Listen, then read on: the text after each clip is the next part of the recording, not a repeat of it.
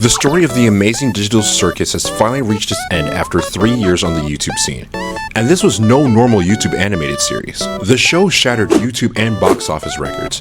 It developed a massive fan base with a multitude of fan projects inspired by the show, and its finale episode got a theatrical release not just in the US, but all over the world. It's undeniable that the Amazing Digital Circus left its mark on the world, and everyone is talking about it. However, despite its success, there was a lot of speculation and criticism around the show, so much so that people are starting to question its legacy. So I gathered a few of my creator friends and we debated everything surrounding the Amazing Digital Circus, from the characters, to the creator, to its legacy and its controversies. This is the Amazing Digital Circus debate. Before we get into the debate, be warned that we will be covering some rather intense topics surrounding the LGBTQ+ community, suicide, racism, sexual harassment, and more. Viewer discretion is advised.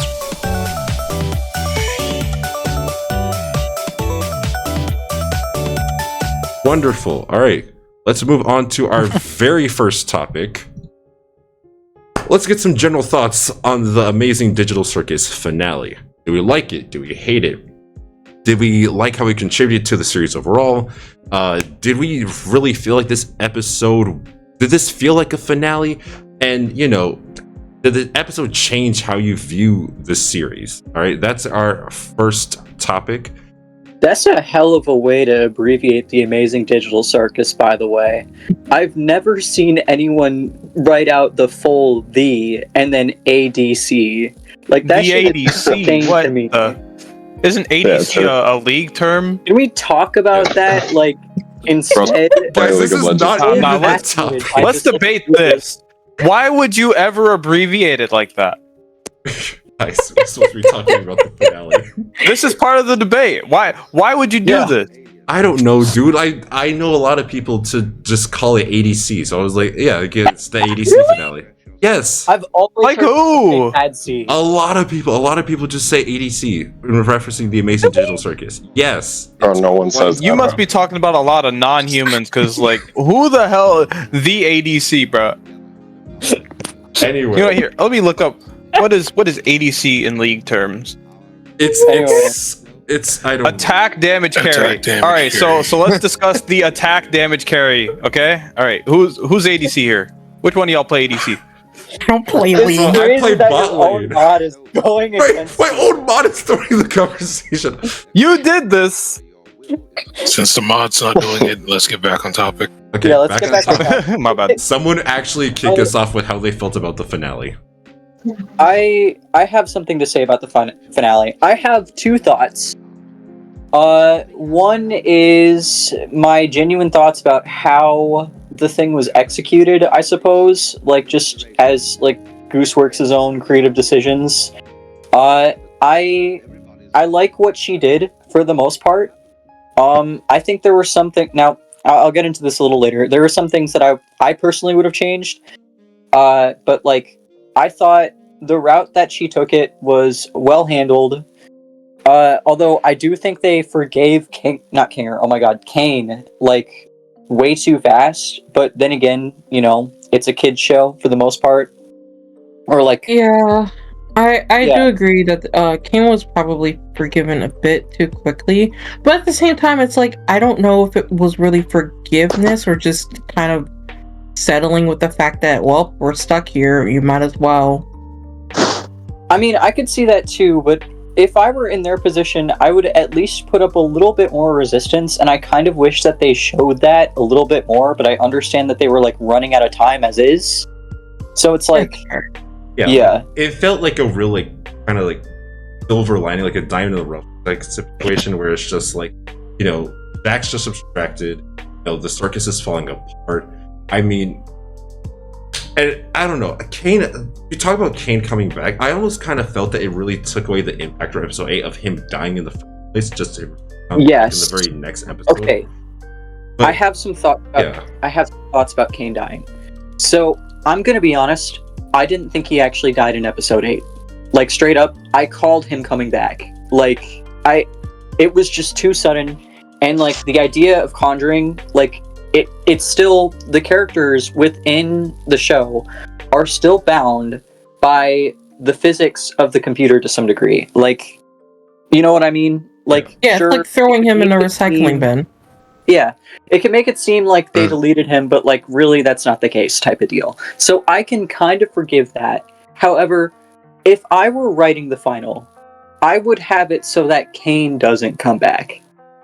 Or I would at least have it where it's like he is converted into something else at the very least. Like he manifests in a different way that actively makes the characters' lives better because he wants to, like, he realized he's been a dick and he wants to give back now. He's seen the error of his ways. And even though he's like bits of code now, like he still like has the ability to do at least something nice. And I kind of wish that like that sort of route, like I would have used that route to sort of like go in, do the whole file scene, and then like, you know, have the characters sort of be able to access the wider web and have like leads for who they are in the real world. You know what I mean? Yeah. I would have had it be more character, like more driven by the characters for them instead of like to find their own identity rather than Caine give them like a whole slideshow. But that's my personal thing that I would change from the ending. Otherwise, I didn't mind the focus on Jack so much. If anything, I kind of call that shit. So like, I don't know. It just felt like the next logical conclusion. Anyway, go ahead. I said my piece. To me, I think that at first it felt a lot more mysterious, a little, a little creepier. Not exactly like liminal, but it was like creepy in the sense that we don't know what CNA is, the company. We don't know what Caine really is. We don't know Kinger's part to play. It felt like there was so many mysteries that were thrown out the window the moment that we saw the Instagram thing. And it felt like it changed the vibe of like, looking for the exit. And like, I get that there is no exit anymore, but it just felt like, it just felt like a major shift in plot, I guess, especially with them just starting to focus on Jax a little bit more, which I did like the focus on Jax, but I feel like that should have had its own separate episode. Yeah. And even like kind of adding on, this episode, I think as good as it was, did not, in my opinion, feel like a finale. Like it kind of felt like there was gonna be like the ending of the finale. Like definitely felt like okay, like this is it. But a majority of that episode really just kind of felt like there is still more to this. Like Jack's like abstracting, and even like the way they handled Jack's abstraction. I don't like the way that they handle it, where it's like an off-screen thing. Like that should have been something that I feel like we should have been able to realize, or like. And yes, technically there was like the moment of like the dream hallucination thing, which technically was him abstracting. But I still feel like we needed an actual. Never really seen like an on-screen one's digital self, the abstract. But I thought the BS thing was that there were flashbangs in the hallway. Yeah, that too. Show anything, admittedly. Anyway, go ahead. Sorry. Yeah. But I don't know, with how like so much that Jax was the focus. I kind of like I said, with whole Caine being back to. Honestly, I kind of felt like in my opinion, the ending to some degree felt a little rushed with one, how quickly they forgave Caine. Caine. How like quickly like they went through the whole thing of just like, oh yeah, I found out who your real selves are.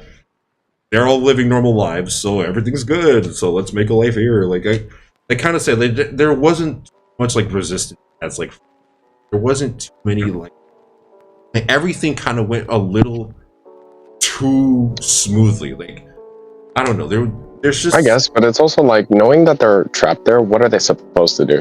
Like they have no choice but to accept it, and that's why it makes the ending boring. Because now suddenly every other important plot point that we cared about, aside from the fact that they abstract, has been flushed down the toilet because of the fact. Like it doesn't matter who the original characters were, like Scratch or anyone before, because we all know that they're a simulation now. It doesn't matter because it's over. Like, that's it. That's the end, Like, they just want us to accept it like the characters do at the end. I think I understand why I have like some issues with the ending in particular. It feels too much like comfort fan fiction for what I would want a canon like piece of media to feel like. You understand what I'm saying? I think so. Like, you think like that, it had too much of a happy ending. Yeah, it felt too comfortable for something like the Amazing Digital Circuit. And I understand like wanting all of your characters to be happy, but like I don't know. It just I kind of wish there was like some sense of like more of a sense of bittersweetness. You know what I mean? Like I really liked the build up at the beginning where it's like, active community building. Like we need to rely on each other for, our continued survival and to check up on each other so we don't abstract and all that shit. Like I loved that. Oh my god, I love that. It really sums up what it's like to be in a queer friend circle. But like the ending, it just felt too happy for what I personally would have gone with, especially considering that like gooseworx has like outright stated this in like sketches. Abstraction is essentially like a character committing suicide. Like I would be I've had that experience. It's more bittersweet, if anything. Especially if you like stick with your like I'm thinking about my own current like friend group. Like there is a fucking I guess with like there is a shadow there still, but like I don't know. I feel like they would I wish they would have shown it more. I would have handled it differently. Because I know that Jax is still there. It's still like her abstraction is still in the tent. And like that's still kind of like a constant reminder that's sort of like looming over everyone's head, but like I don't think they really hammered that point like home enough. Or I don't know. Hopefully but that makes also Jax like Pomni reaching in for Jax. Like after the flashbang, is it just that they can't do that anymore? Can they not like reach out to the others? I feel like the implication of Jax is fully transformed. Pomni reached in and spoke with Jax and all that sort of stuff and almost pulled him out of it. And then the flashbangs go off. Why didn't they try again with the others, That's what I was sort of thinking. Okay. Like That's okay. with Queenie. Okay, let's let Sincere speak. With Queenie kind of did the same thing, so why did it work for Jax but not work for Queenie when Kinger was with her?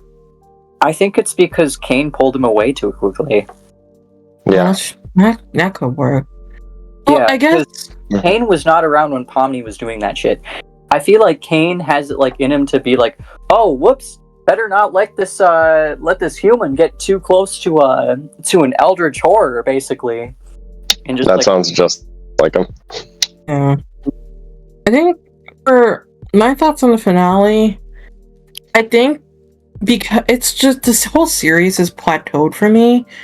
Like it never got really better, nor did it get worse. I think mostly doing part 2, I already figured out that they were all copies of each other's brains since episode 1. So I was just like, oh well, we're stuck here, so there's no point in trying to find a way to escape. Just live like your lives in the rest of your lives in here. Yeah. So I guess it's like it didn't really like the hope for them at the end of the series to find an escape. I just never got that emotion. Right, and I get that, but it felt like at the start it could have been something else. Is the point, Like it felt like it could have like had a different direction had there actually been a chance for them to escape of some sort, or maybe this big corporation did something really bad and we don't know about it, you It know? definitely But they could kind of be. fumbled. Sorry. Like with how much they brought it up, especially like the beginning, it made it seem like that was the main focus. We got to figure out what CNA is. We got to figure out the escape plan. And then it kind of just got to the point where like stopped talking about it. Like it shifted to something. Now again, we understand now brain scans the escape, but for it to be like such a prevalent thing, like you said, with a whole lot of other mysteries that just kind of went unsolved, and kind of just like went to the wayside because we're focusing on, you know, Jax, Caine, and these other things. There's so much setup, but then there's also so much waste at the same time. That's not good writing, in my opinion. Yeah, and to be fair, not all the characters got a focus. Oh. I mean, Ragatha got a focus here and there, but not for a whole episode. Yeah, Zubul too. Zubul was so insanely underused, and I wanted to see more of them. Right, yeah. And it felt like we were going to get, like, what's it called? Episode for each character, and we were going to guess, like, oh my god, who's the next to go, you know? So it kind of was like, oh my god, I don't want to see Zubul go, or I don't want to see Ragatha go, or I want their character to be fleshed out more. And then we got Jack Simulator. I will give like gooseworx some grace because she was told by Glitch, oh, you only get 9 episodes. Yeah. Like, that's horrible. I give gooseworx a lot of grace because she was quite literally the only writer on this entire project. Yeah. And she was heading the show, like, basically, I don't know if I want to say by herself. I mean, obviously there's producers, but, like, she was directing, she was writing, like, she was a good chunk of, like, pre-production. Like, that's a lot to do. Like, from experience, that is a fuck ton. Like, I am struggling with my own shit. And, like, my shit is, like, currently, like, 2-minute episodes right now. I can't imagine how directing a 30 minutes, yeah. Like, yeah. Oh, we'll get there. Imagine. Alright, so we did hit the 15-minute mark, so unless there's any other thoughts, we're going to be moving on to our second topic of the debate, which is talking all about Jax now. So, a lot of people online have commonly referred to this episode as like the Jax episode because the main focus of the episode was Jax for the most part. Jax abstracted. And do we really feel that this abstraction like made sense? Like, do we like that Jax abstracted? Do we kind of hate it?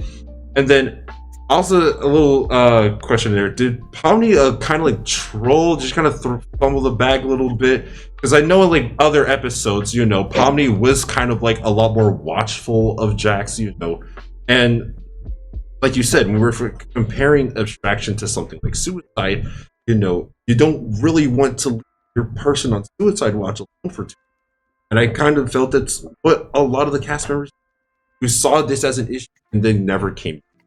But moving aside from abstraction, we have Jax's relationship, Pomni, Ragatha, and then in the finale we saw the relationship with Kaufmo, and then a really like funny debate that popped online that Jax is a generational fumbler, according to like his relationships. But we'll talk about that. About to say.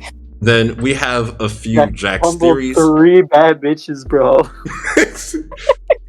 But as well, in addition to that, we also have a few Jax theories, like Jax being a self-insert of gooseworx. Also, a more recent one that Jax is actually trans.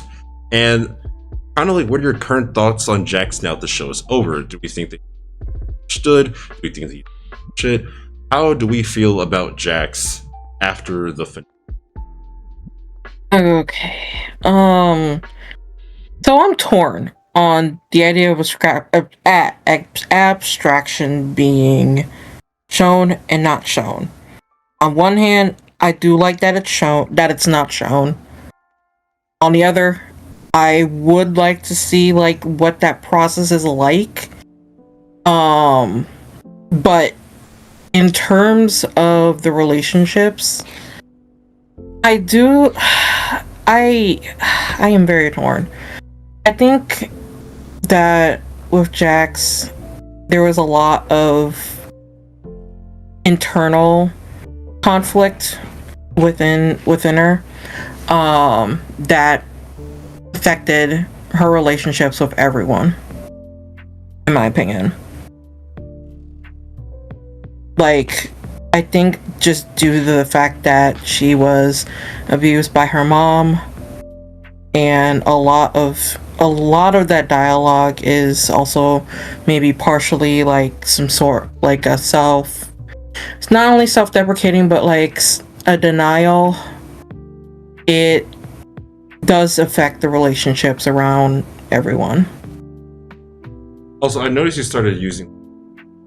Do we know which way Jax transitioned at all? It's all but confirmed that Jax is in fact trans femme at this point. I think it's like gooseworx is basically like stating the quiet part out loud with like her random sketches. Yep. Right. Like, I'm taking that as canon at this point. I feel like it's unethical at this point to use he, him pronouns for Jax. Never mind.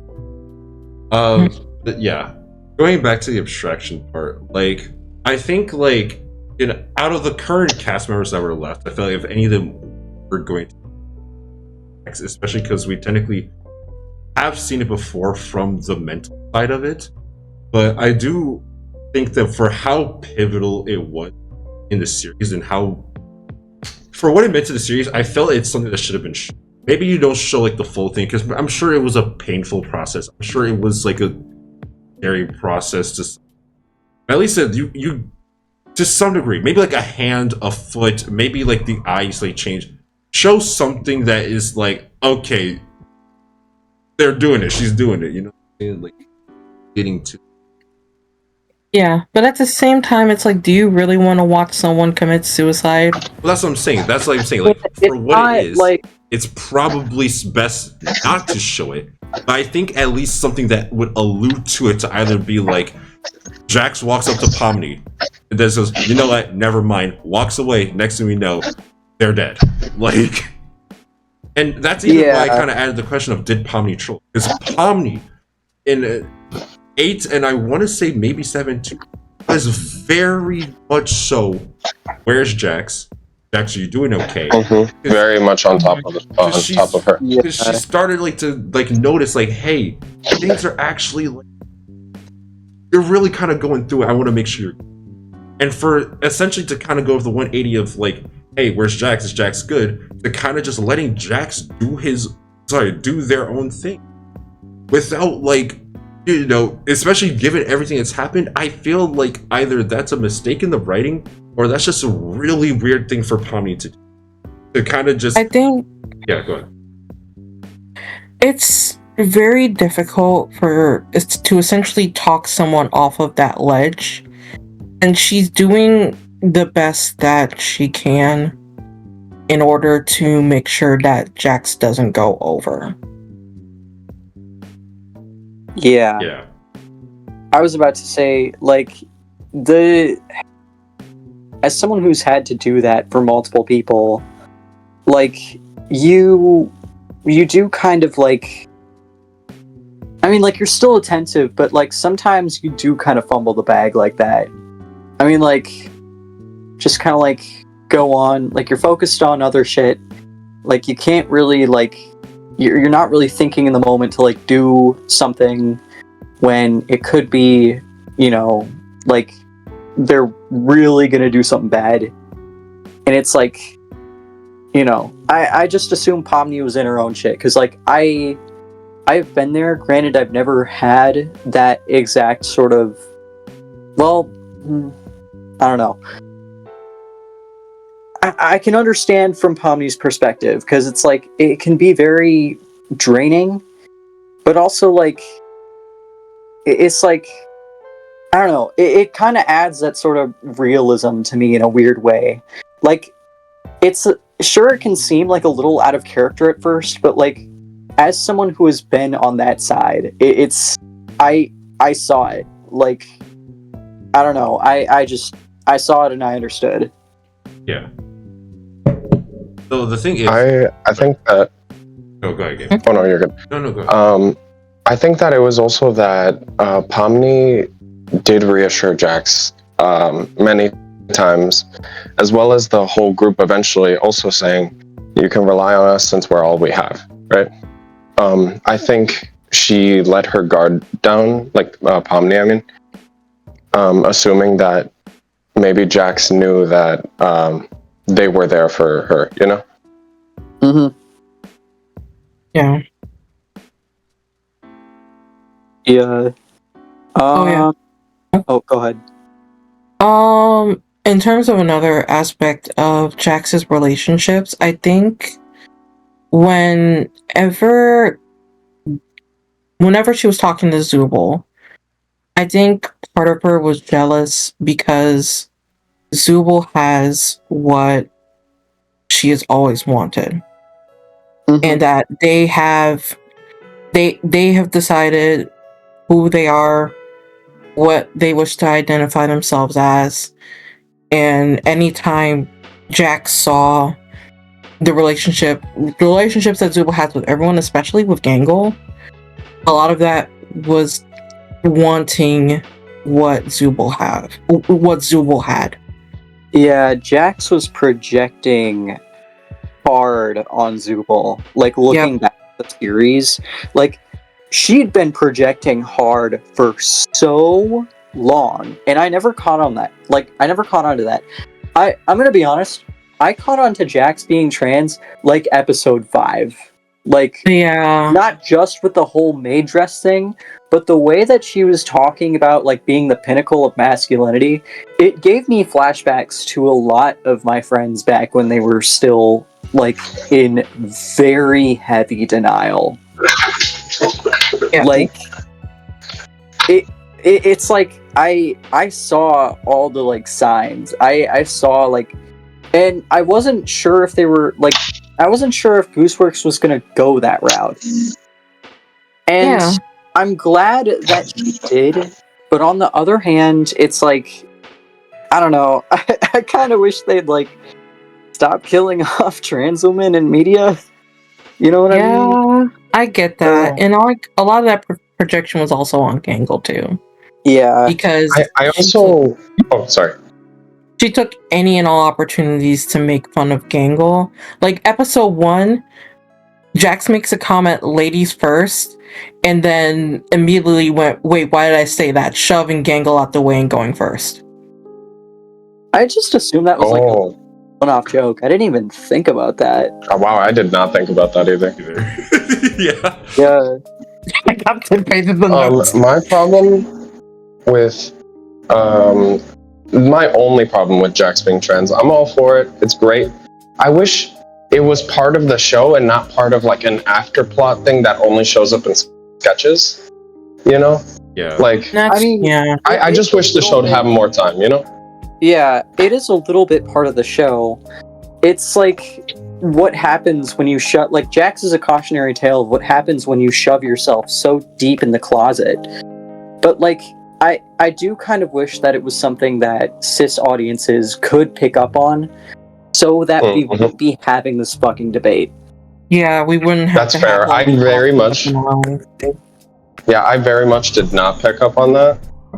Yeah. I also did. I mean, So that does make sense. And when you guys mention these things, like, you know, the whole, like, ladies first and then pushes gang, you know, says, why did I say that? And then just went, like, in by herself. Like, that type of stuff makes sense, and I can see it, like, you know, looking back on it, but it's like, it wasn't super obvious to, like, a lot of people, I feel like. Yeah. Like, but ultimately, I like the decision. Yeah.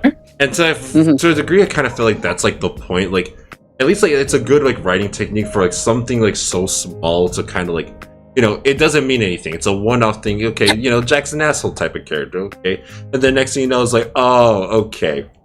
Now I see a little butterfly effect from... I think that's good. I kind of want to go back to this idea of, like, Jax's relationships and, like, kind of being, like, envious of what Zubul had. But you... Like, technically, she did have that with Ribbit. And it kind of, like, I don't know. Like, I felt that Jax easily could have then happy in the circle. Like, I get, like, you know, you get to the point, you start sharing too much, you really don't know these people. Like, part of me understood, like, the whole thing with, like, Ribbit, but I guess, like, it's just the downward spiral. When everything was really going your way, kind of, like, pushed me out. Like, the little, you know, discourse that Jax Ribbit had at, like, this mountain.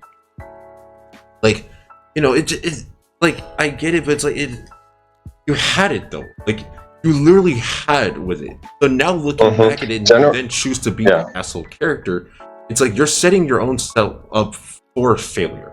And sure, yes, I get it's a mental thing. I get it's a trust thing. And I get that people cope with very harsh topics in different ways. But you can't be in a position to bully someone when that's the position that you really want to be in yourself. For me, it's like, it's a ridiculous amount of cope. It's not like an excuse for the behavior, you think? It's not an excuse. Your trauma, the things that happen in your past doesn't give you permission to be an asshole in the future. Okay? And I get it. Yeah. Like Jax went through, like, a lot.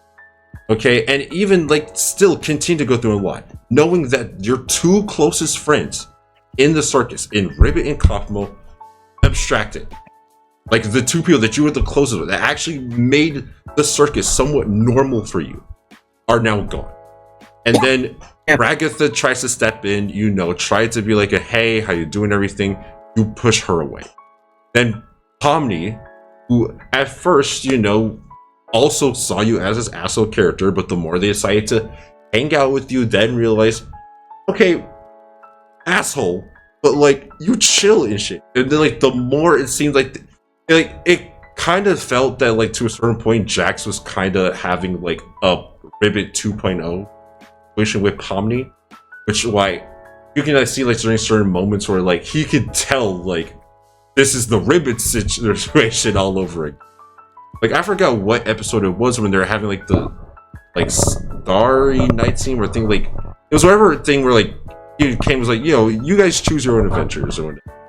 But, like, yeah, because again, there was also in that flashback another thing where it was Jax, Kaufmo, Ribbit, and they're all just chilling, having fun, laughing underneath the stars. You have the same thing with Pomni, and then the defense mechanisms. And I feel like Jax does so much to kind of hinder her own satisfaction to a certain degree. It's self-sabotage, like, yo, absolutely. I want to go. Yep. Yeah. I also sent you something, Josh. You can put it, or I also sent you something, Jamir. You can put it in the video if you want. Okay. And to be fair, I think Jax never realized that a lot of the relationships that she had, they made sacrifices for her. Ribbit isolated herself from everyone else in order to get closer with Jax, because Jax was so terrified when she entered the circus. Kaufmo and Ragatha, they took the time to check up on her after Ribbit abstracted, seeing if she's okay, if she wants to talk, and constantly she pushes them away. And Pomni especially, hurting herself in order to reach out to an abstracted Jax. She put herself in this position that she could very well die, but she still did it in order to save the person she considered a friend. Let's hear from Gabe, and then we'll go to the next topic. Oh, yeah. I was. So, go ahead. Sorry. Oh no, you're fine. My personal opinion on Jax's abstraction. I don't think Jax. I understand why Jax abstracted. I think Pomni should have pulled him out, or should have been able to pull him out. And the reason I say that is because it feels like Jax fucked up, like 3 people total, the last one not being abstracted and being Pomni. Jax fucked up 3 people and then decided to abstract. You know, like, it just, I'm not saying they have to live with guilt forever, but I wish we saw, like, Jax did take accountability in the sense that Jax does feel guilty, but it just feels like we've seen someone fuck up a bunch of people and then leave, you know? Like, it was real, like, it's just tragic, you know? No, that's fair. Yeah. I kind of wish there was a redemption arc of some kind, especially with Jax. I was hoping that there would be. I was really hoping that there would be more of a scene in the movie where Pomni is, like, really, really, really going in as, like, probably at the point as Jax is abstracting and, like, really trying to, like, help her. I really wanted that movie. Like, I really wanted that point. I really, really, really wanted that moment. But it kind of, I mean, I wasn't mad at the sudden abstraction, but it just kind of felt a little wasted. I don't know. And also, I have a take about like the whole series, like. Okay, but we gotta go to the next topic. Like, real quick. We are over time. We are over time. Maybe we can circle back to it. We are over time. Also, I did see the image that you post. I will put it on screen and post. That's Oh my god. dude, it's like one of those images where it's like, imagine if like JJK, but the writer actually liked his characters. The writer was hugged as a child. Oh no. It's You can put it in memes and media too if you want to show everyone. Yeah, here. If people want to see it, I'm gonna post it there. Okay, but anyway, we're gonna move on to the last character that we're going to talk about, and that character is none other than the host with the most, Caine. Caine's return and redemption. So, Caine returns to the circus after quote-unquote dying, but does it make sense, or was it jarring? Does it diminish the impact of his death scene in episode 8? And then we also gotta ask the question, what is the void, really? Is it just the recycling bin? Is it just kind of like the outer space of the computer? And then I also want to talk a little bit about the concept between death and abstraction. I know we talked a little bit more about how abstraction can be suicide, and then death for certain characters, like Caine, who we know is not a computer programming, he's like, what does death necessarily look like for him? Is there even an abstraction? Caine, we'll come back to it later, but we all kind of talked about this. Is Caine forgiven too quickly? Like, is giving everyone control of the circus and revealing their real selves enough to forgive him for what past? And then the last thing is the removal of the second AI. So if you guys remember when we actually did get to the Caine scene, he had this little, like, I don't know, reverse hollow, like, I forgot what Gojo did, but yeah, he essentially just pulled out the second AI, threw it into the void, that it disappeared. Like, did Caine really lose anything in doing that? Like, what really was the blue dot all along? Because some people said, oh, maybe it was Bubbles. Some people said it was an actual Abel figure, not the little wooden mannequin. And if gooseworx or Glitch Productions ever does come back to the Amazing Digital Circus as an IP, as an entity, will that become a problem later? Okay. I actually do have some thoughts about the second AI and kind of like what Bubble represents. To me, I think Bubble represents what is, I guess, the physical manifestation left over from the blue AI that Caine consumed. It's essentially a shell of the blue AI that also houses Caine's negative thoughts that he isn't good enough for the people in his program, and that he will never be better than the blue AI that he consumed in order to get all of that power. So I think by removing that blue AI, it shows that it does weaken his power. Caine has said that his power is weakened, and we kind of see that because he's seemingly more mundane in that montage of him hanging out with everyone. He's not godlike, and his he's not godlike compared to before. In terms of it being a problem later, I don't think so. Because I also imagine the void is kind of like the recycling bin in your computer. You throw something, you delete something, but it's not always deleted right away. It's essentially stored in the recycling bin until you permanently delete it. And I think that's what the void represents. I think the void represents just unrendered, like, space. Like, Caine doesn't really have the ability to, like, render anything else from that point, so it just, like, shows up as a void. Personally, that's what I think it is. It's like the limitations of his own abilities. That's fair, yeah. But I think I know we all like talked about it, but like we can all agree that Caine was forgiven a little. Like we said, there was no gripe. There was no kind of just like it was just like, man, everything sucks. But I mean, like I guess Kane's back. Like I guess we can forgive him. Like there's too many bad things happened. It felt very somehow Palpatine returned. I'm not gonna lie. Even though I mean, like again, I'm gonna say I called Caine not being dead, but like I didn't like that I called it. You know what I mean? I wish you should have stayed dead.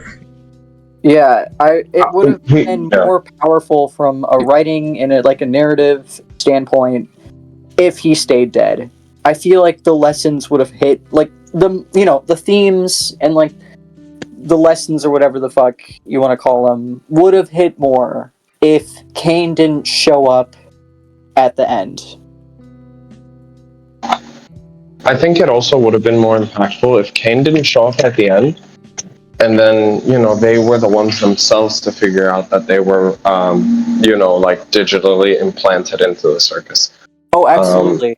I think. And then, one thing I was going to say about the blue AI, just like Caine throwing the blue AI, in my opinion, felt a little unnecessary. But I guess I understand it from the point of view of like, Caine's throwing away the other AI because it's something else to compare to that he feels inferior about. That's the only thing I wanted to say, but pretty much. I saw that as sort of like letting go of like fucking, baggage and shit, I suppose. Like letting go of like grievances and grudges and shit like that. Or, I don't know. I gotta figure out how to word that one a bit more, but like I get what you're saying. It's like metaphorical and stuff. Yeah. Anyway, I have a bit of a hot take or I don't know if it's a hot take or not. I've never heard anyone else sort of like express this, so I'm like kind of, I don't know. But like if I were to go the route of like Caine, like not showing up again throughout the entire movie. That whole file scene where he's like trying to like access like the characters like brain scans. I would have replaced that scene with Kinger's character rather than have Caine do it. Oh, I agree. I actually think that would be nice because I feel okay. Like that would have been so much more impactful if Kinger did that shit. I think it also would have made sense too because Kinger was the main person that was behind Caine even being like a concept or being like an AI. And Kinger had like throughout this entire series has kind of been like, not just like a father figure, but like the helpful guide, like when it comes to like understanding what is actually going on. For him to kind of like reveal the mystery of like, this is who we really are, here's who each one of you really are. I think that would have been a lot more sense than like, hey guys, I'm so sorry I like tormented you last episode. Anyway, here's who you really are. Sorry. Kinger should have been the one to give the slideshow. Oh, that would have been cool. Yeah. Yeah. I also think that with Caine like being deleted, or right before Caine being deleted, him saying, "Why do you torment me?" Like, what was it that he said exactly? Like, I didn't ask to be created and stuff like that. Yeah. I think they could have gone in a direction more like with sympathy on like knowing that he's not like they're not the only ones trapped in there. That like Caine doesn't necessarily want to be here either. And I feel like that wasn't leaned in at all. It was just like, he said that one line, and then when he came back, he's like, "I saw we guys," Yeah. Yeah. And like, I get why they forgave him too, because it's like at the end of the day, what are they gonna do? He already said that he limited himself, so they know that he can't really fuck with them like that heavy, I guess. And you know, the idea of escape is completely eradicated. So it's kind of like from that point, it makes sense to me at least why they accepted him so fast, just because like it's like nothing else matters. They just have to make the most of what they have, and I was okay with that. But ultimately, like leading up to that, I didn't like it at all.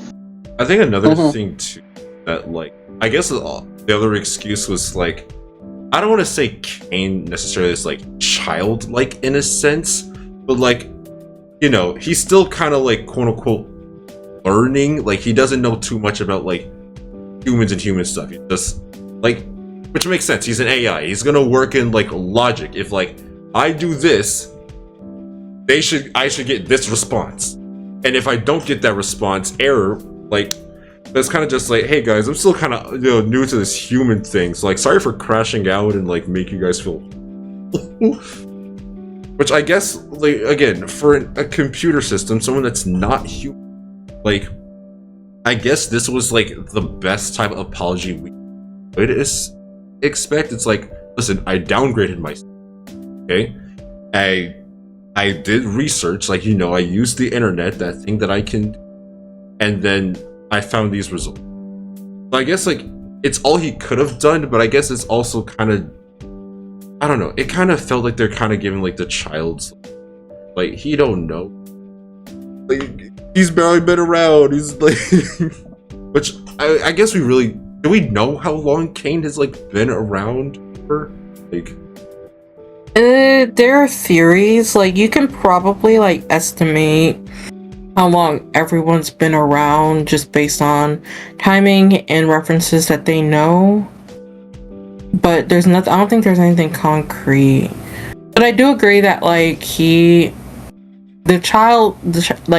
is being childish, and I get that he is a learning AI, so depending on how long he's been around, it might be he might be like the equivalent age of a toddler or like a first grader in like human years. But I think due to the fact that he has like 2 AI programs maybe that just don't understand why are the humans not happy? I did this, they should be this, they're not, what is going on?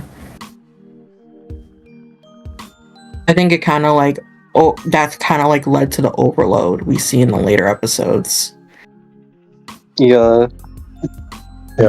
I also think it's like he does appeal to them sometimes, and then it's like for example, when he allowed them to pick their own adventure, and then like immediately after that, it's kind of like the line of thinking of, you do a favor for someone and then immediately after they don't like something else, you're like, oh, but I did this for you, like that's very childish.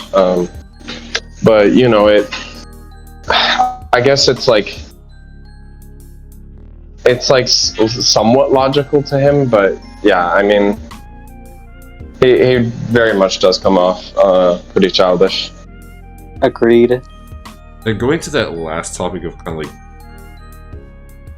at least like, well, at least from what I feel like gooseworx has presented us, Caine cannot really die. It's like you get deleted, you go to a void, there's like recycling bins. But unless there's like a clear recycling bin like function, Caine is gonna be around like, which I guess makes sense.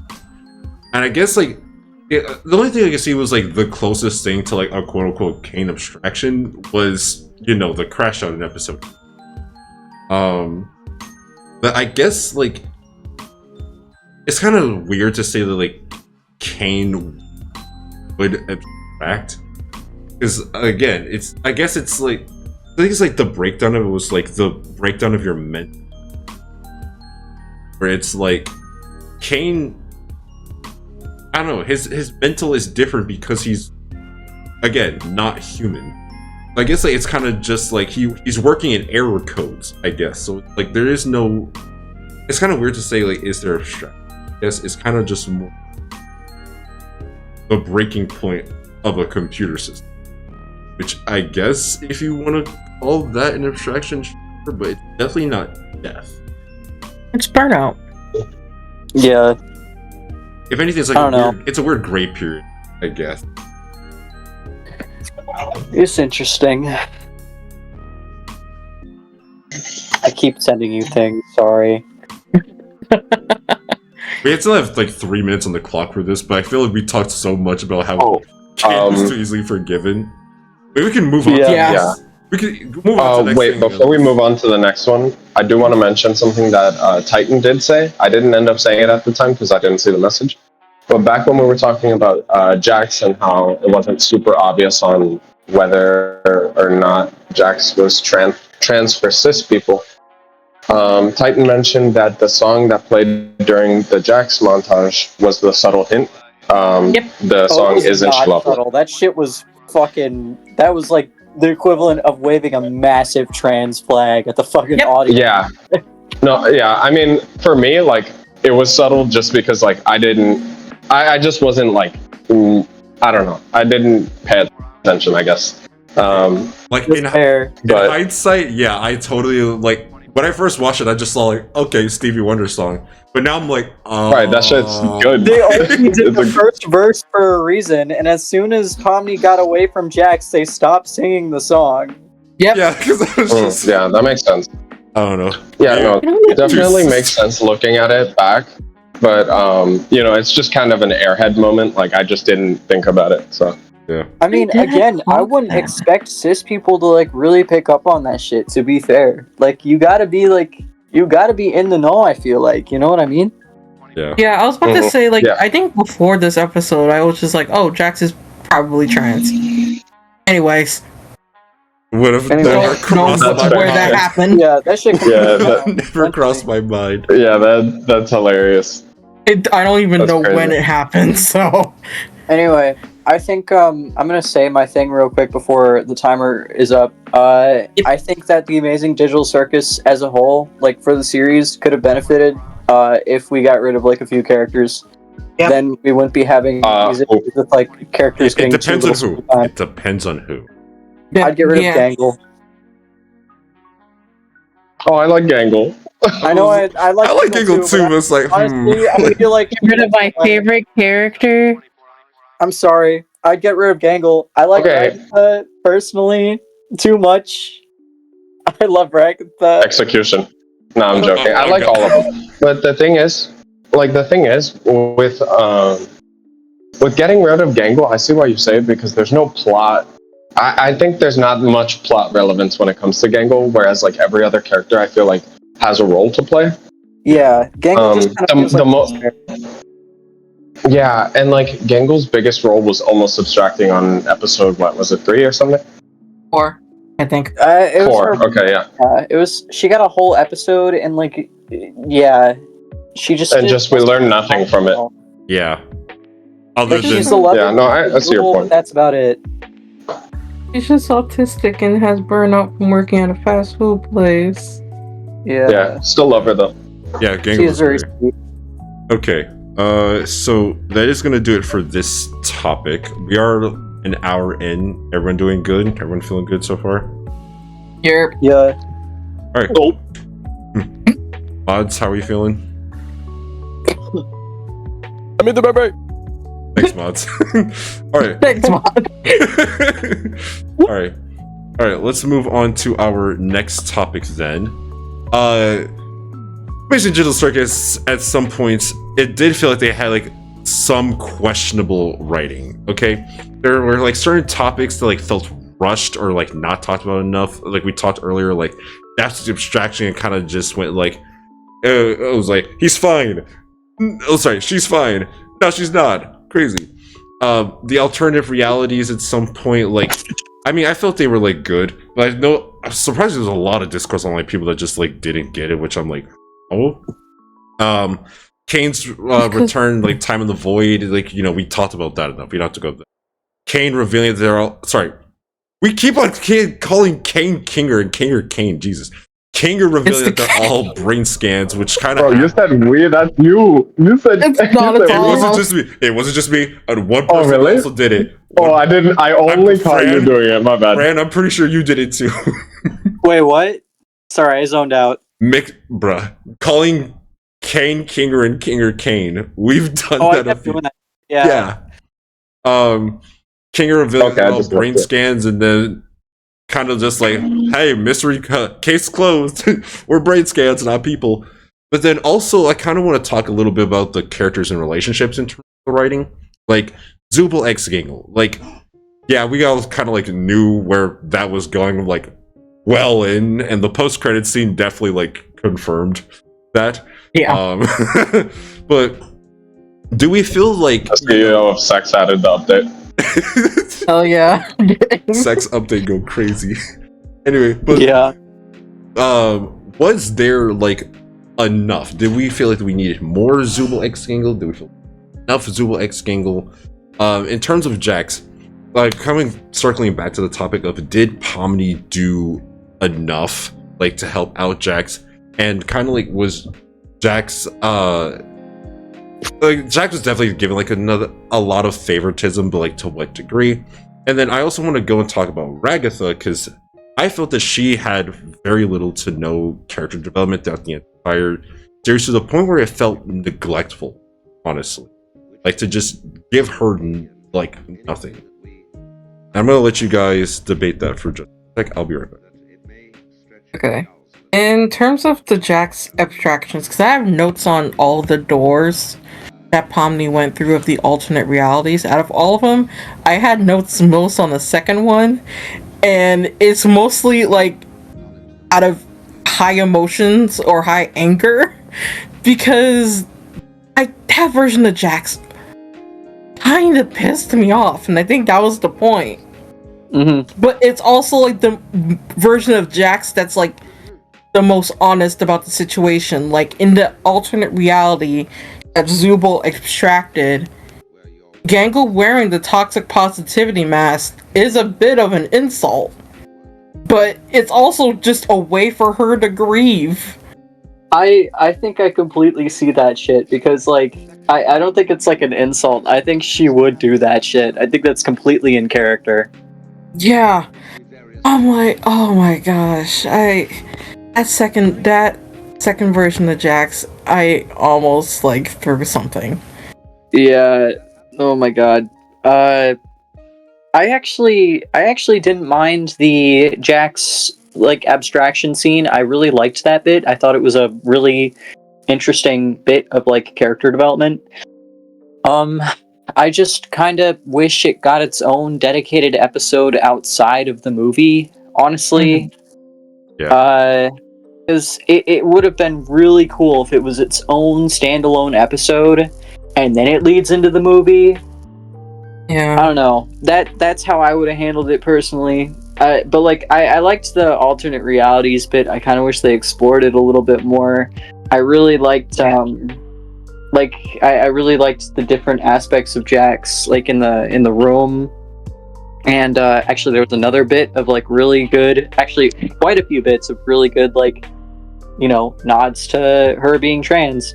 The whole scene where like there's a boarded up door and it like knocks and they're all like, "Shut up!" is like, Yeah. really fucking Oh yeah. as well as like the whole "I'm wearing this maid dress ironically." Oh my god, like the amount of women that I have met, or like the amount of eggs that I have met who have said the same exact thing essentially about like cosplaying as like female characters, or like just putting on like, you know, femme attire in general, is like almost all of them. Like, Yeah, it's, I agree. yeah, it's like, as soon as I heard that, I was like, oh my god. Oh Yeah. my god. This kinda is like saw- so obvious. Yeah, I kind of saw like the alternate realities or like an in-case scenario for Jax of how to act from then on. Yeah. I was like really interested in like kind of knowing what's like behind the other door, because I mean, the most common theory, like the door that wasn't open was like the reality where Pomni ended up extracting. But I kind of felt think the door not being open is another nod to Jax being trans. I mean, it probably Like, is. what she actually, like, fucking, was genuine for once in her life and, like, had a happy life. But she doesn't want to, like, look into that because she's so deep in the closet that, like, she's barred herself from believing that any sort of happiness for her could be, like, obtained, essentially. You know what I mean? Yeah. I agree. On a way less serious note, I'm sorry for what I'm about to say. Pomni did not need to be all up in her ass. Hugging her. No, that was actually true. I kept seeing a bunch of memes of like people adding a fart sound effect. Oh my god. Bro, Yeah. have you ever seen like the one Usher meme where like Usher's like sliding on his knees and he's just ghosts like to hug, yeah. some woman's crotch? It just felt like that. It's unfortunate. It's unfortunate the character design did not account for the height difference. Yeah. They're like, bro, like make her taller or something, or make Jax shorter. I don't know. School. And like, yeah, like something like that. Or she could have literally created one using like the programming powers that she got. I don't know. Yeah, that was just a little silly. Yeah, I saw an edit of one with the fart noise and another one with the sniff noise, so I don't know how to feel. So yeah, my bad about that. But anyway, I want to talk a little bit more about like Ragatha a little bit, because like, I mean, the lack of character development like definitely like hurts. It's because I feel like all the other characters, you got to at least see like some type of like major change. You never really saw that with Ragatha. But if anything, the thing I want to talk about Ragatha most is actually like that one scene of Ragatha and Pomni during like the finale after Jax had abstracted. And then I felt the whole hug thing. First off, that felt like way too intimate somehow. I felt like, what is going on here? At the same time, I feel like Pomni just straight up lied to her face and just saying, just like, oh yeah, I've always considered you one of my close friends. No, the fuck you did not. Nothing in the show was evident that you guys were super close outside of like maybe episode 2 or 3. After that, outside of snippets, yeah, like, do not lie to this girl like that. Y'all had no connection because gooseworx really did not do anything. Agatha. Bro, and the worst thing is that she believed it, bro. The worst thing is, I didn't really get the intimate aspect of it. I was just like, oh, I guess they're back to being like friends. I wouldn't say intimate, yeah. I mean, like, they did stare at each other, like, walking away for, like, a whole, like, 2 minutes. Here's how it felt to me. It felt very much like how my friend's memorial was. And, like, me giving... Okay, so, like... It was, like, basically the equivalent... It felt like me giving my friend... Because, like, this was his girlfriend who died. Like, giving him a hug. Like, this guy was, like, is a really good friend of mine. It felt just like that. It felt just like giving a really good friend of yours, like, a hug after, like, their partner fucking, that's how it came off to me. It felt exactly like that moment. I agree with that for sure. Okay, for me, okay, good. I thought I was crazy. It just felt weird, and it felt like it felt weird for characters that really never had chemistry.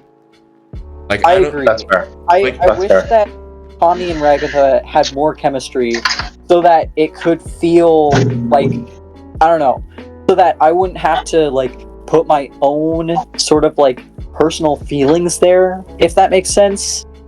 Yeah. And I could feel that for the characters and be able to relate it to my own sort of thing instead of being like, oh, this is just like that one moment in my life that makes me really fucking sad. Right. It's like you're filling in the gaps of like poor writing with like your own experience. So like, I guess like understand it deeper when like everyone else would kind of just look at it and be like, bro, why do they care about each other? They just like never talk, you know? Right. Yeah. I don't know. I feel like I don't know gooseworx at all, but in some ways I feel like we've had like there are too many things that like line up for me with some of her plot points and writing where it's like I'm like we've definitely had a sort of like similar experience in the past with like someone. And like I don't know. There are moments in that show where it's like I really fucking see my own life in like the characters in like an allegorical way. Like it's fascinating. Again, I don't want to like put on some sort of like parasocial like, oh, I know what like, you know, I know what gooseworx was thinking with this shit. It just feels like too many things like kind of line up where it's like It's I feel like we experience. Yeah, it's like scary how accurate like a lot of these feelings are. I don't know. It could just be me though. It could just be me. No, I felt the same way, kind of like with Jax in certain aspects. Just only with certain moments, I'm just like, okay, yep, same. It also makes me very sad that like if this is like I don't know if this sort of like thing is like put into I don't know it makes me sad because like it makes me work, you know, it just reminds me that like a lot of that shit that happens in the show that like I see as an allegory is like I guess it's common enough for that shit to be like, you know, just fucking a regular ass thing in like queer friend groups, and that makes me fucking sad. You know what I mean? Yeah.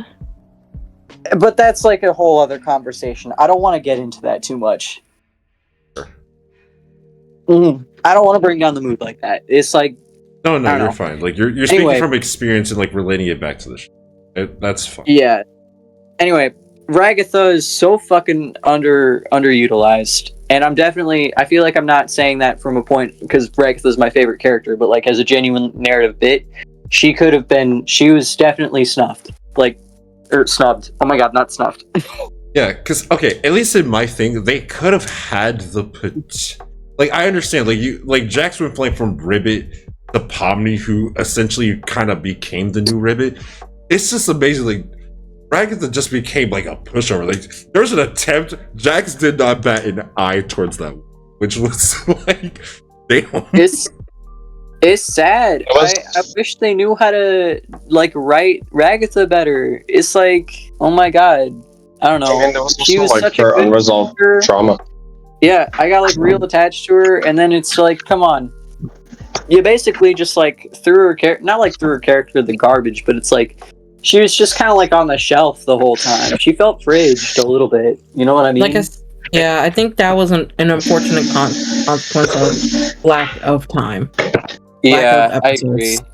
And even like I feel like her role in the circus was like it felt a little unnecessary. Like I guess like she was supposed to be like, you know, the mom of the friend group.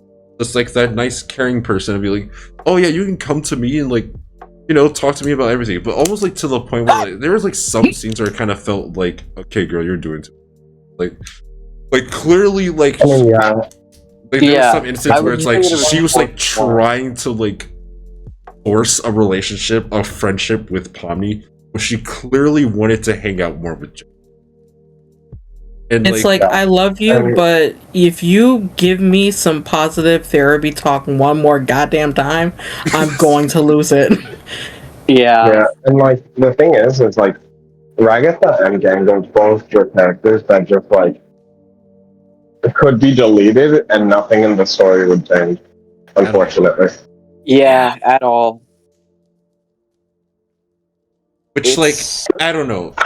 Going to the Zubul Gangle like stuff. Okay, was it me or like a lot of their like really like close conversations kind of just felt like the same until like the very end of the story. Where it's Relatively. Yeah, it's kind of like bad thing happens. It's like, hey, life sucks, but you know we move on. Things get better, and it's then, just like fuck ball, but for gay people. it's like I wish there was. Yeah, literally. I wish there was just. I don't know. That's why I like question like, was there really like enough? Because like, obviously like their whole character dynamic, I can totally see them being like a canon relation. But it's like, dog, I kind of wish that you would have given them like a little more, like have their dialogue be more like, I don't know, a little bit deeper. Like I've seen like Pomni and Kinger have like super deep conversations. Jax and a whole bunch of has these super conversations. And a whole lot of they had one sort of conversation. I don't remember what episode, but I think it was still an episode where they're like, you know, mouths were censored and stuff. Where we kind of got that, but it felt like too late and too short, and I was just kind of like, I mean, this is cool, but I kind of wish there was a little bit more of that. You know what I mean? Yeah, like I think that was the gun episode. Pretty sure. Yeah. Yeah, pretty sure. But that was like the longest time they actually had like a true genuine interaction, and then it felt at least like from there was nothing like too like crazy or intimate about that. It's just like we gotta find the timing gun. Yeah. Okay. I will say though that Kinger is one of my favorite characters. He's a good dad. He's the GOAT. Kinger's the GOAT. Right. Yes. Kinger is best character. There's so many like mentions in my notes of like Kinger is best dad. Because he is. Nice. All right. Yes, yeah. Moving on to our next topic then. What's next for the Amazing Digital Circus? So I've heard like a lot of like things on the internet. I've seen clips from the from the finale premiere where there was talks of like, okay, it is the end of this series, but not the end of the Amazing Digital Circus as a whole. I'm like, okay, what does that mean? Are we gonna get a reboot series? Are we getting continuation? Will we actually get the original cast? Meaning, like, are we gonna see stuff with like Scratch and Queenie and all those other like original people? Will characters ever return, or is abstraction like kind of like the final resting place for some people? And then kind of like, what's like the what now for Pomni and the others is just like, all right, I guess just do whatever for all eternity. And then can we also see ADC go into other mediums like comic books, video games, regular novels, ARGs? What's going on with this series now that this segment is done? If they are going to like keep the series going, or like reboot it, or like make a spin-off of some kind, I wonder if gooseworx will still be the writer, or frankly like having anything to do with it. I wonder if like at this point, because I know like she's dealt with some bullshit making this from the fans. Like, oh my god, I think she's gone on record that she never wants to touch another show like this again. Yep. Like, I think she explicitly said in either like a Tumblr post or a tweet that like if she was going to do a show again, it was either going to be some art house bullshit or porn, which is like fair. Okay. I mean, I understand. I love my art house bullshit. I'm so glad you said the first option, not the second one. Yeah, I would have had some questions for. Yeah. I mean, like.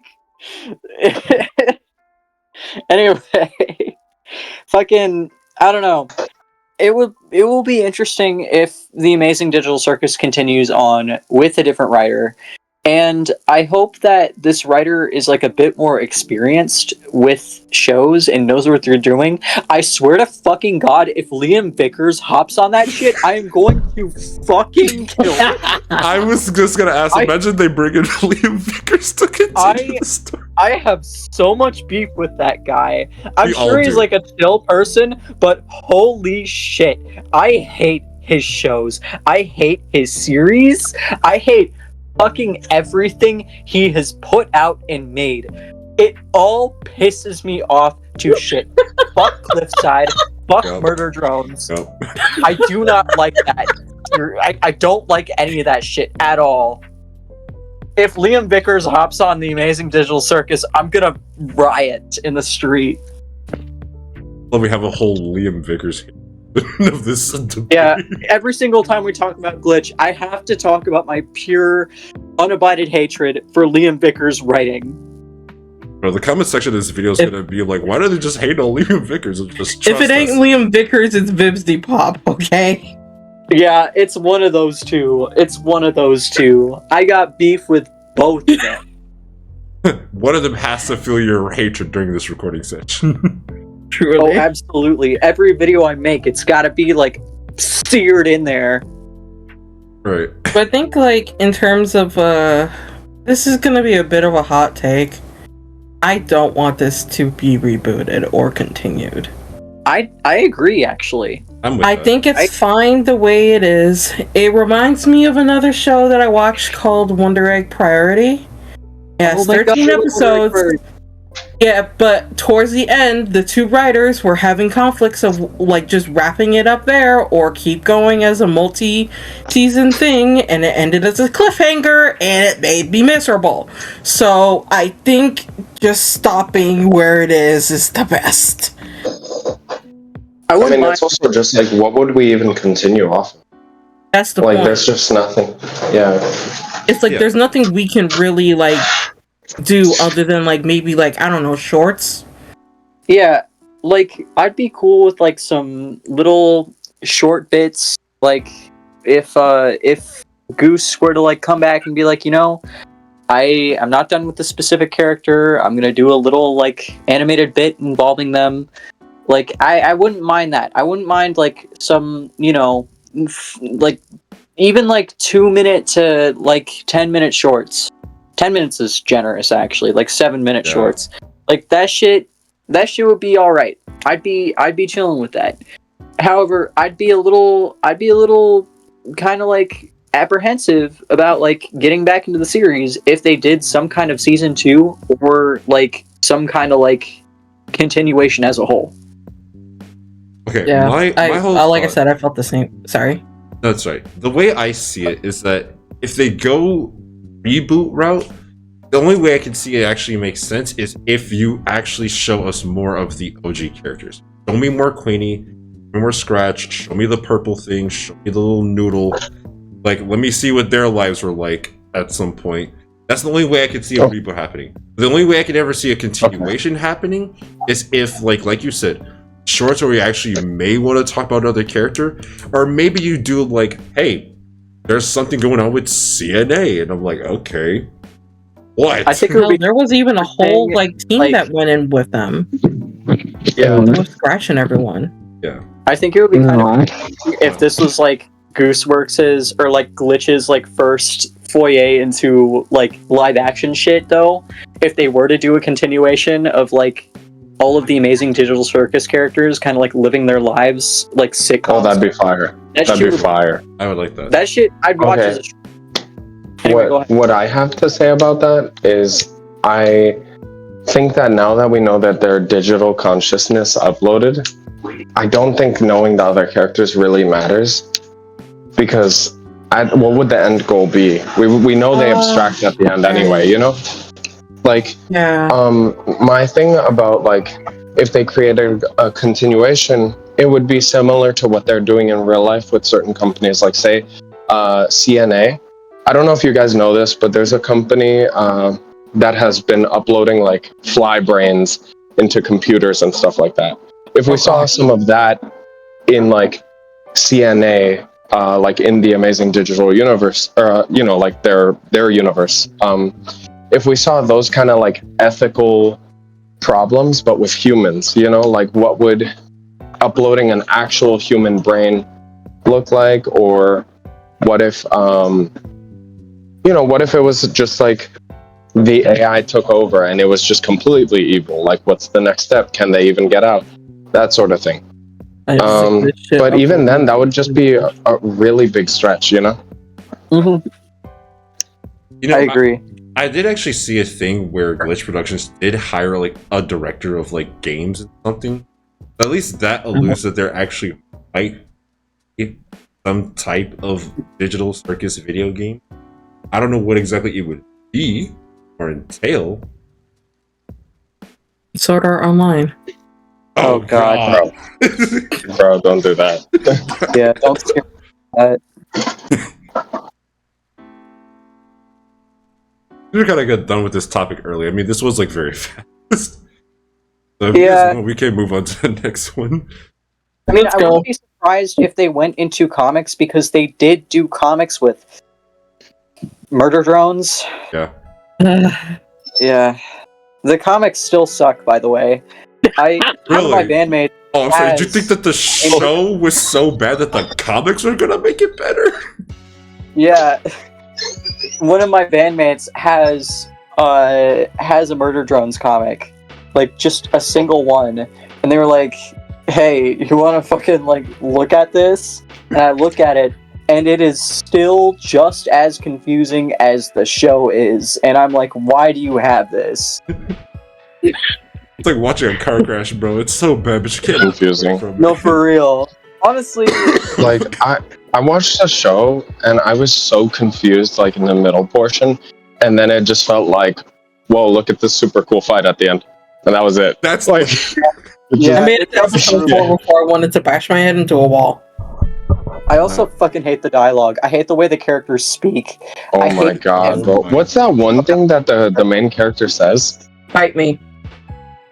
Oh, bruh, nah. Literally, like, no. He wants to be Bart Simpson so bad. Yeah, it's like so like tween edgy. Like it's just like I don't know. Ugh. It's so badly written. So bad. Alright, It anyway. sucks. On to our next topic. Our next topic. What does the success of ADC mean for YouTube? For Glitch Productions, are they going to milk ADC into the fucking ground, or will you actually take this opportunity from this success to build up Knights of Guinevere, Gaslight District, Gameaverse, Laxadaisy, because Glitch Productions is now the official distributor for that? And will they be as good, or will they kind of not see that same amount of success that ADC did? And outside of Glitch, does this put pressure on other YouTube animation companies, the Spindle Horse, to kind of like do bigger things? And also, will we see like a surge of animation projects within the next like few years, seeing, especially like 3D animated like Blender stuff, seeing how popular Amazing Digital Circus is, and will those be a success? I really hope that like the whole notion of indie fatigue is like not true, because I think people still want to see like good like animated stuff coming from people. I think it's just the fact that like now we've got like big companies like attached to the indie animation sphere that are just kind of like, you know, putting out shit that like people are all like, oh, this shit's so mid or whatever, when it's like, you know, it's made for tweens. You know what I mean? I want there to be like a genuine effort for like more genuine adult animation, and I don't mean like fucking Rick and Morty shit. I mean like genuine mature like storylines that like sort of like I'm talking like Monster the Anime type shit. You know what I mean? Like well written, like adult, not like yeah, that's good. kind of, I don't know, some kind of like thing out there that like really caters to adults, like the equivalent of like seinen or like josei media in manga. And honestly, I think that at least in my opinion from watching the pilot, Knights of Guinevere has the potential to do. I saw the Knights of Guinevere pilot. It was fantastic. Okay, that show has a lot of potential, and I think like with how much stuff happened in there, is you are definitely going to experience a lot of. And I think and plus the writer is also the writer from the Owl House, which is another fantastic show, by the way. Yeah, we've got an industry veteran on our hands, Knights of Guinevere. I also really liked the Gaslight District too. I wish they would do more with the Gaslight District. I feel like they're kind of fumbling with that shit. I want the Gaslight District to not be a series so much as I want it to be a movie. Yeah. You know Although what I mean? I will say, Glitch Productions, I swear to God, if you milk Amazing Digital Circus like Atlas milks Persona 5 for a freaking decade, I will lose my marbles.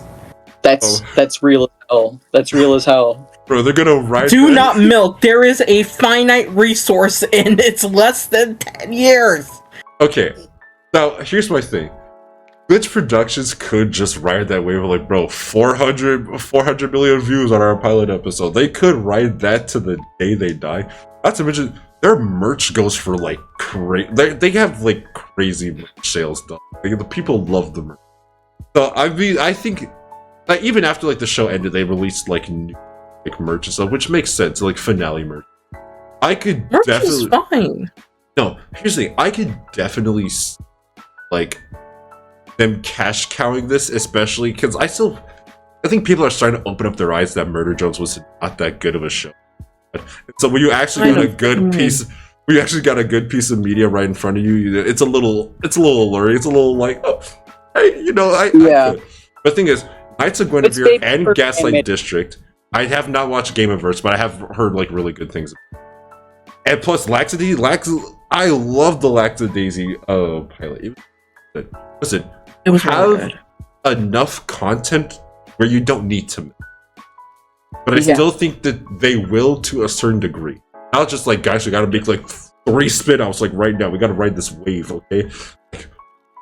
Put another ADC movie out. But Yeah, I think like Glitch could have an opportunity to like do something real special and not do that shit. You know what I mean? they could. Yeah, and even outside of Glitch, there's some like potential heavy hitters like Ebony Witch. I want to see that for the longest time, but I never got the opportunity to. It looks fantastic. Oh shit, Ebony Witch is out now? Yeah. Yeah, well, yeah, pilot. You know what's funny? I actually auditioned for that show time ago. Oh, I didn't get right. I didn't get in. And listen, when it came out, I did watch like segment of it. At first I was gonna be like, bro, what if I just hate watch this because I didn't get the role? Which I did not do. I did not do. I hate it. It was a great show. I'm not okay. I'll have my time in the sun for a role. But no, like adding on to what Sincere said, there's a lot of good shows out there that do deserve recognition, like the Ebony Witch. I think like please don't let me be like a magical girl or something like that. That had like a lot of potential. There's this really underrated series that I saw called Hugo's Mind Palace. I want that shit to I go remember that. further. I love that shit. It was so good. I mean, like the pilot itself was kind of like mid, but like if I were a network, I would have picked that show up in a heartbeat. I want to see more of that show. I'm just saying, like YouTube has so many like hidden gems. But I feel like the problem. Here's what I feel like might be a problem movie. I feel that Glitch is gonna be like so big where it's like they're gonna become so much of a monopoly that if your show isn't having some type of connection relation to Glitch, it's just gonna get overlooked. Now I'm gonna be so real with you, and I don't know if this is a controversial opinion or not. I don't consider Glitch to be indie anymore. it's not. They're not indie anymore. I don't even consider like the stuff that Vivian Madrano makes, like the Has-Been series. Yeah, this is not indie anymore. Okay, think I'm gonna butt in for this one topic. Sorry. Yep. The only reason I wouldn't consider Glitch indie anymore is because they're cooperating with big companies like Epic. And Agreed. Netflix. Once you sell out to a multi-billion-dollar company, you're no longer indie. I also That's all I'll think say. they're getting I like agree. incentive from the Australian government now or something. I could be wrong though. Double check my source on that. Like right now You or can get- post. Oh, Glitch isn't indie, but does that make the shows like any less indie if it's like? Kind Well, I guess they'll have a whole team Okay. working on it. Yeah, so Spindle Horse has a Australian sect, like a separate not a separate entity, but like a department. It's Spindleroo. Mm-hmm. Yeah, they were the one who made the god awful Homestuck pilot. Oh god. Oh. They fucked up my boy Dave. I'm still so mad about that. Okay. But here's my thing. Now, don't get me wrong. I think that what Glitch has done they've done a lot of good things for the YouTube animation. Okay, they brought a lot more attention here. They've shown that you don't need to work for like Disney in order to make like a good animation show. In fact, you can actually make something better than Disney nowadays. Like, You get fired from Disney. I mean, they got a former Disney employee. Yeah. My only rebuttal towards that is the fact that like the shows are often like very limited. Like the Amazing Digital Circus could have gone on for longer and been so much more flushed out. But like they were given a time constraint basically, or I guess like an episode constraint. yeah. I don't think it's really competing with like bigger companies like Disney if we're only gonna get 9 episodes of, say, like the next project, Gaslight District, right? Or like Game Overs. It just feels like it's like for like whatever pops off in short bursts, that's gonna gain like a lot of profit for like a short amount of time, and then it's over. Like it doesn't feel like anything's really gonna stick long enough, which does suck because I do like a lot of things like Game Overs.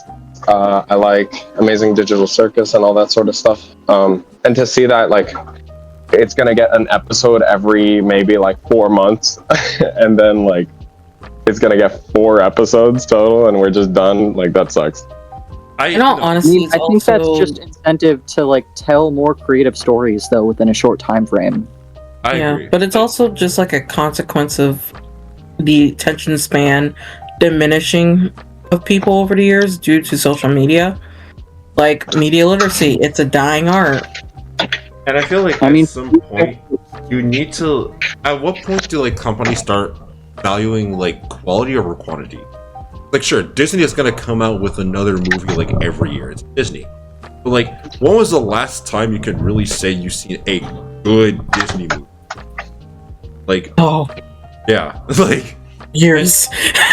And bro, can you still believe that Disney is still milking the Toy Story franchise?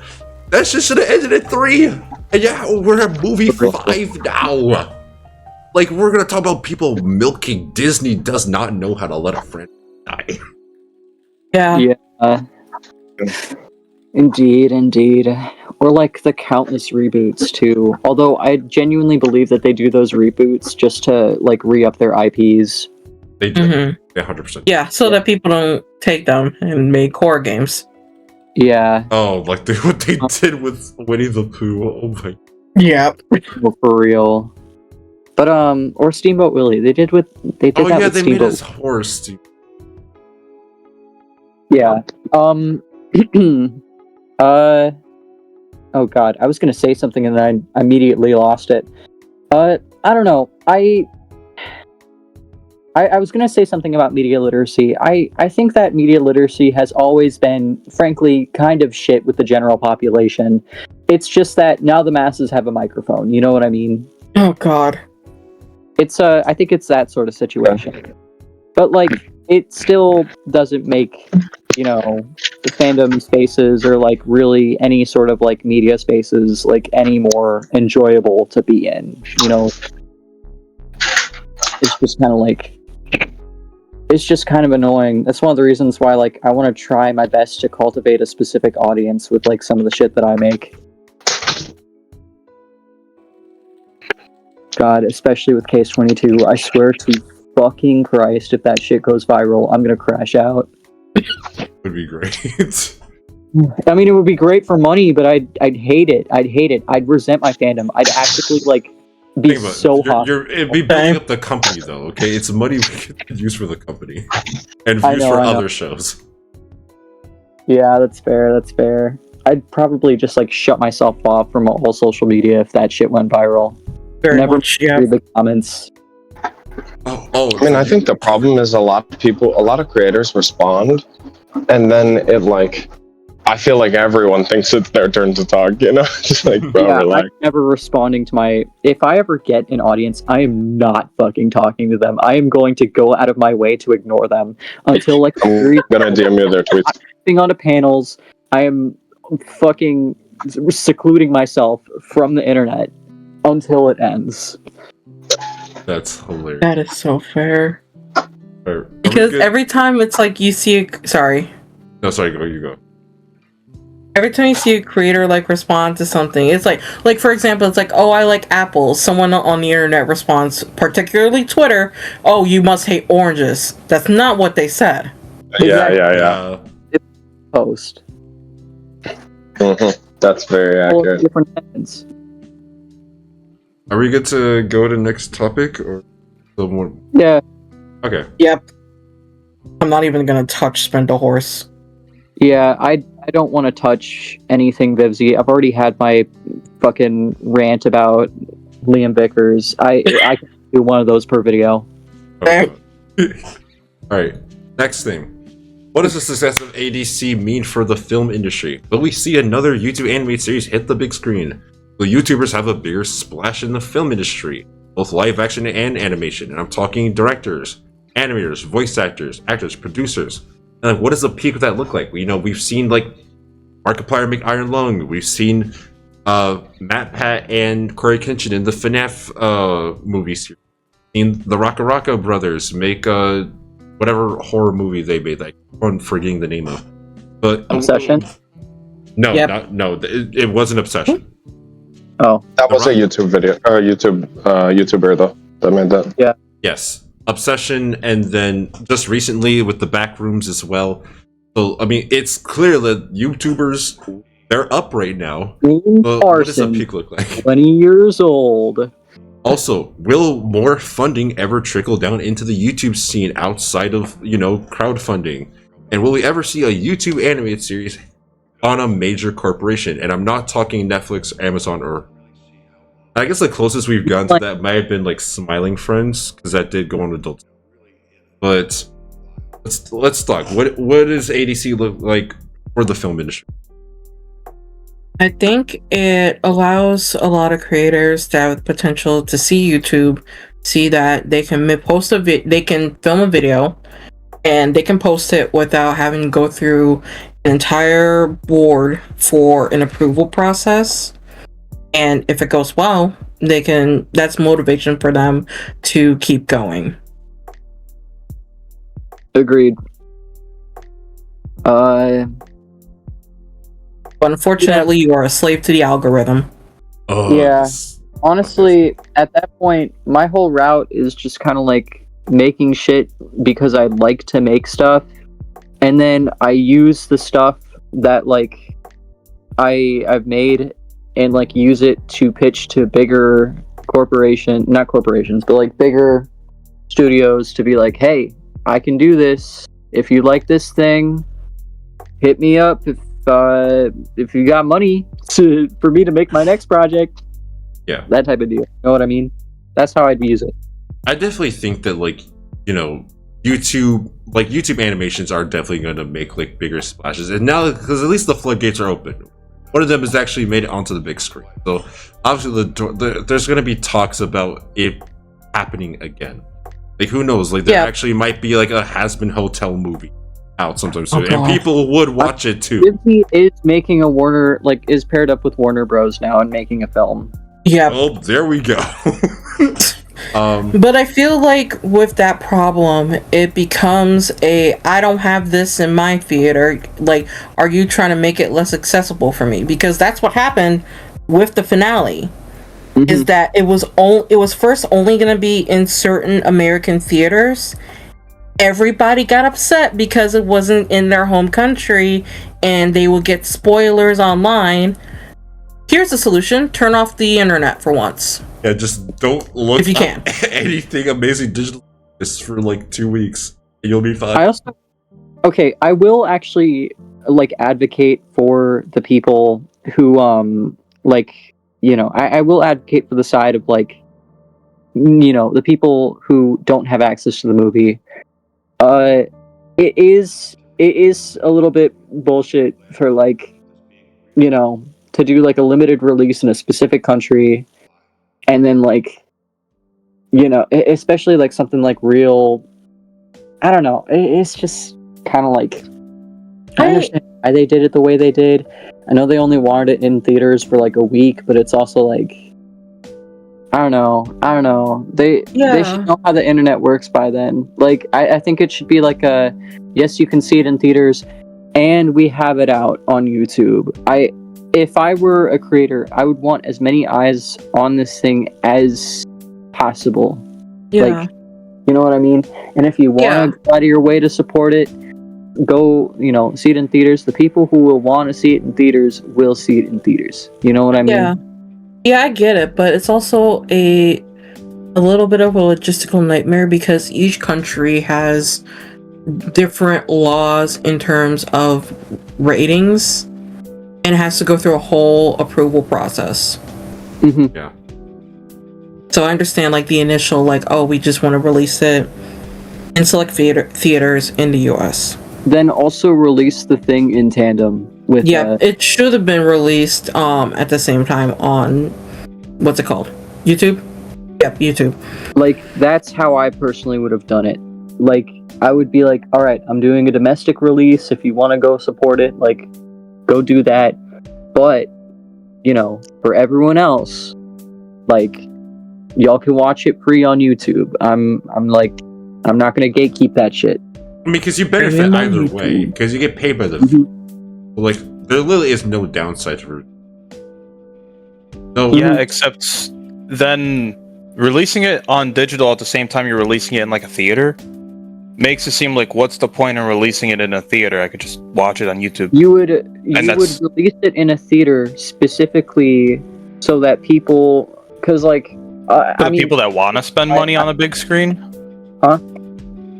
You saying for like people that want or that have the money to spend it on the big screen to support the artist? It's like a donation. That's how I think of it. Like, you're paying a little extra to like see it in better quality, and you get more, like, you pay the artist directly. It's like how I think of like buying physical music. But it's also like not everyone's gonna go to the movie theater. Like, if it's released in tandem, because it's like, it's gonna be free unless you plan to like sell it digitally. If you your mic is kind of crunchy right now. Sorry, hello? Okay, there we go. So if you plan on selling it like in tandem digitally, I could see what you're saying.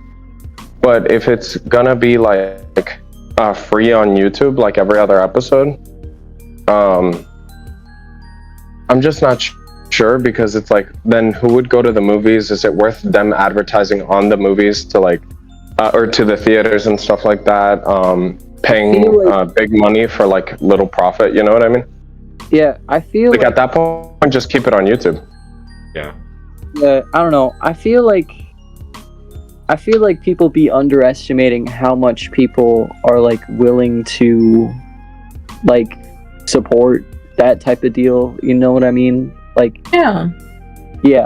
Like, I think sorry. Oh, go ahead.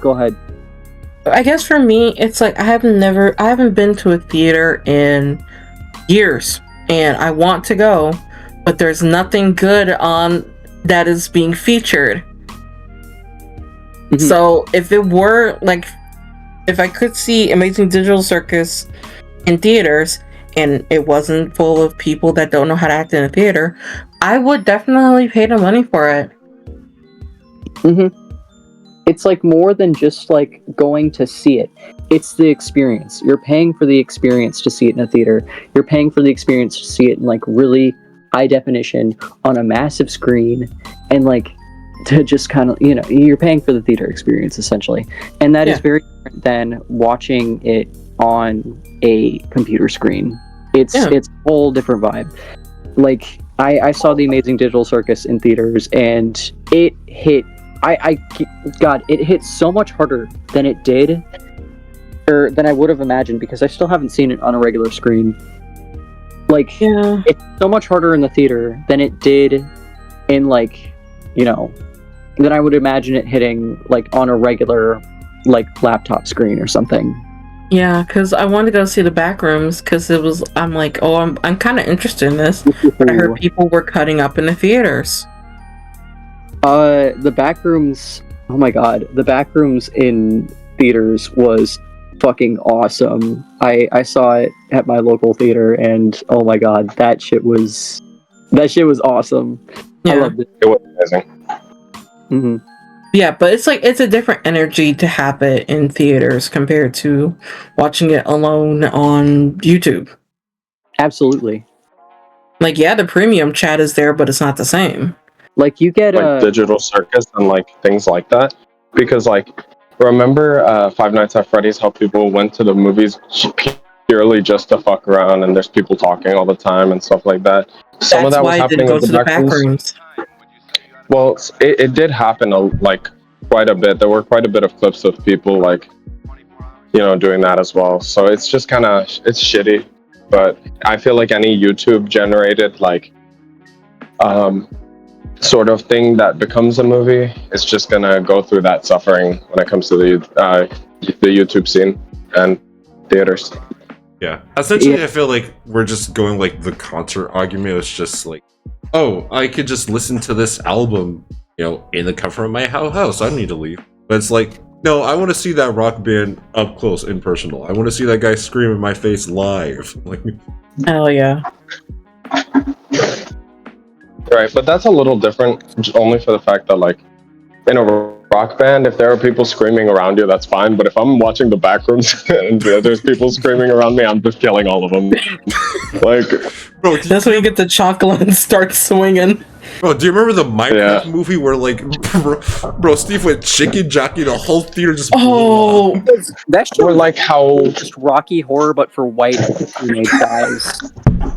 or like what's it called? Even the chicken jockey thing that you're talking about, like with other media, like whenever someone got on top of something in a different movie, I would see clips of someone just screaming chicken jockey in the middle of that scene, and it's like, all right, bro. Mhm. Like, this isn't even the Minecraft movie. What are we talking about? Like, you have Yeah. permission to punch That this is person in obnoxious. the face. Bro, I think there was like a Circle Tunes like cartoon, like so good, just displayed the whole Minecraft movie. It was so funny. It's so accurate. You gotta feel for like the theater people, like the people that like gotta clean up after all that mess, bro. Gotta manage. Oh no. Mhm. Yeah. Yeah. I know we're My running. God. Okay, Go we're running out of ahead. time, but I do want to talk about this one. Unfortunately, I don't think that we're going to see much of the YouTube as much as we should. At least for certain like no. animation. Yeah. Because again, unless you are Glitch Productions and unless you are part of the Helloverse, the monopoly runs strong. Like, more shows definitely it's a bit of a deserve money funding. I think more shows definitely deserve funding, but it's like, where really are you going to get money from outside of crowd? I mean, rich relatives, I guess, but like, How many of us have everyone those? has access to those. I'm speaking from experience of like the crowdfunding we've done for Ace22 and essentially for V. It's really like, unless you have something that's like hot, it's provocative, it's like off the gates, like people are just like, this is gonna be the next big thing. Like, it's really hard to convince people to give you money now, especially with like how the way the economy is, with how like gas is highly expensive. Not too many people nowadays are just willing to spend money on a what if, like what if this does good. Yeah. And unfortunately for people like with Glitch and for the Helloverse, they've proven themselves that like Glitch can make a good show, or they can produce a good show. And the Helloverse is, people watch it. It's like People certainly do watch it, and it gets views. exactly. It's like Despite my it's something about like cursing every third word that's provocative. Or have your characters basically be Tumblr sexy folk. Yes. Yeah. Oh, bruh, yeah. Nothing wrong with that, but you kind of see a pattern.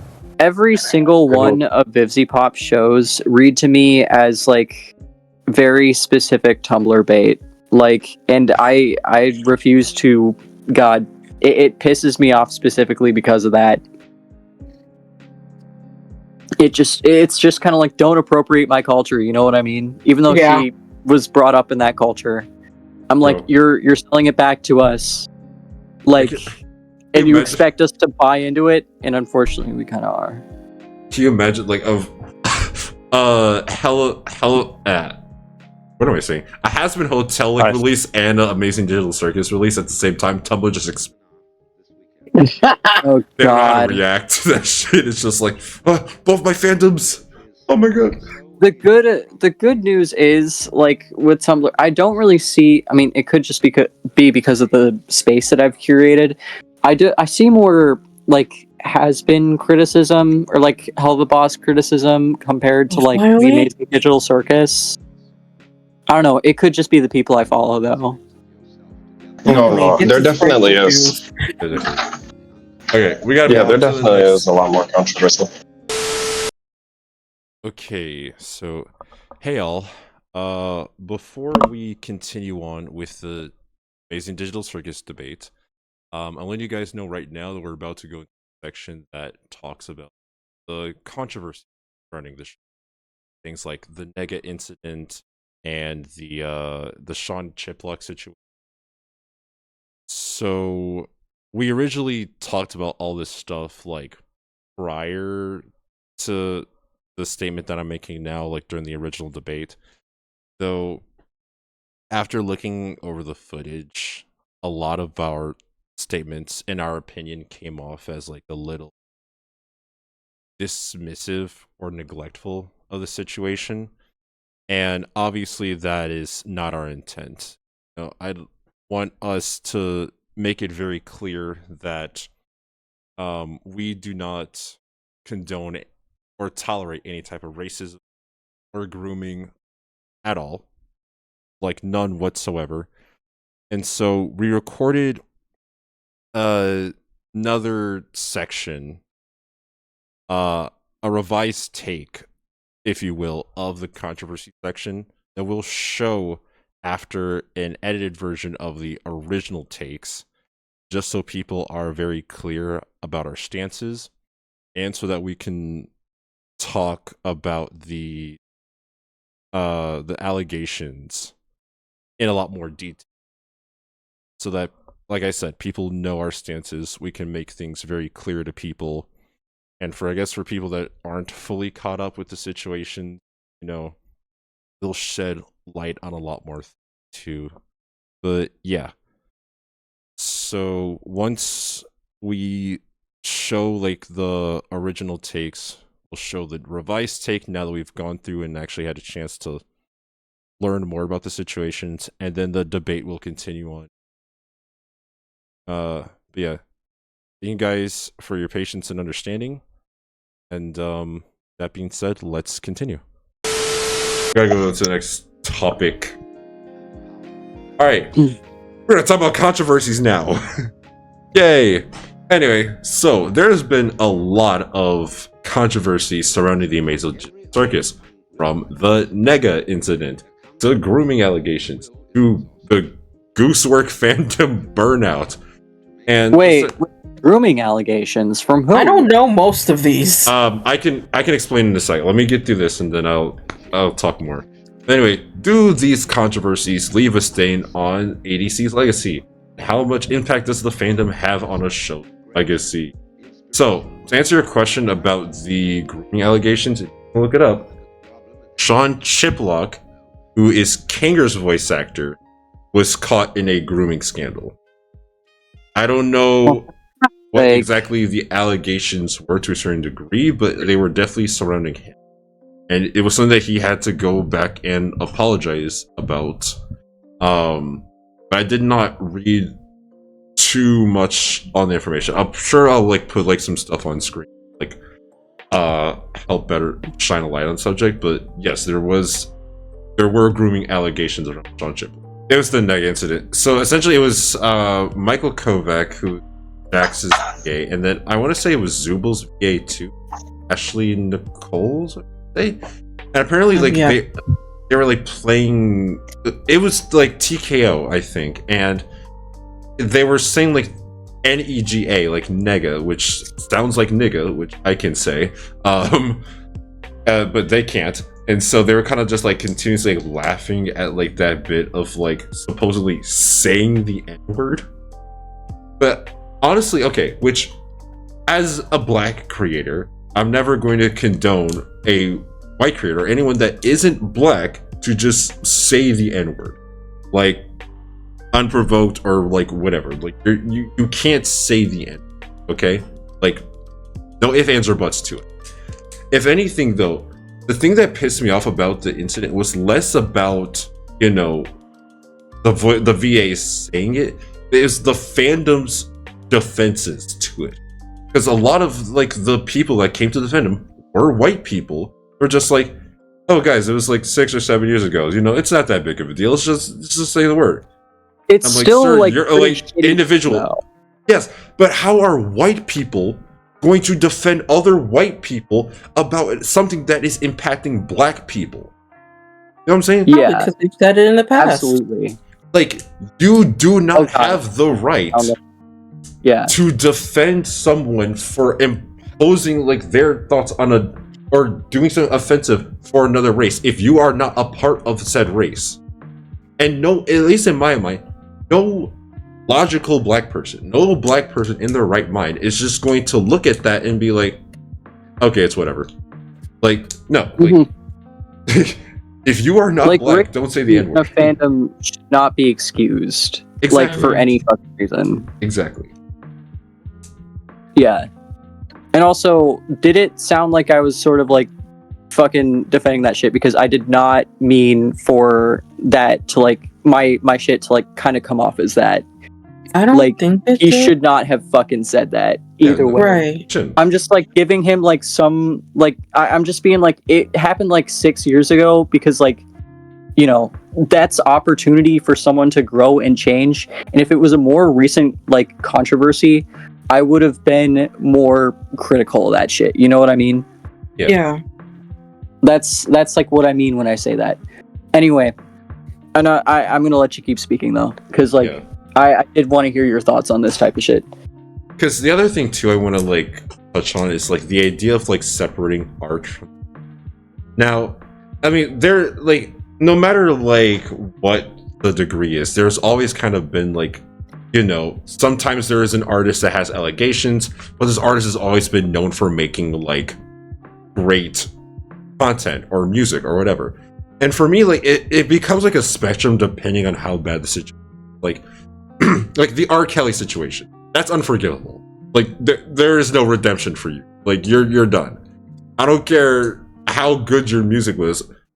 I don't care how good the remix to Ignition was. Okay, you're done. Like you're a pedophile. I mean, Boondocks had a whole episode on that shit. And rightfully so. Like, Yeah, now, okay. like we was spitting some shit about that. Yeah.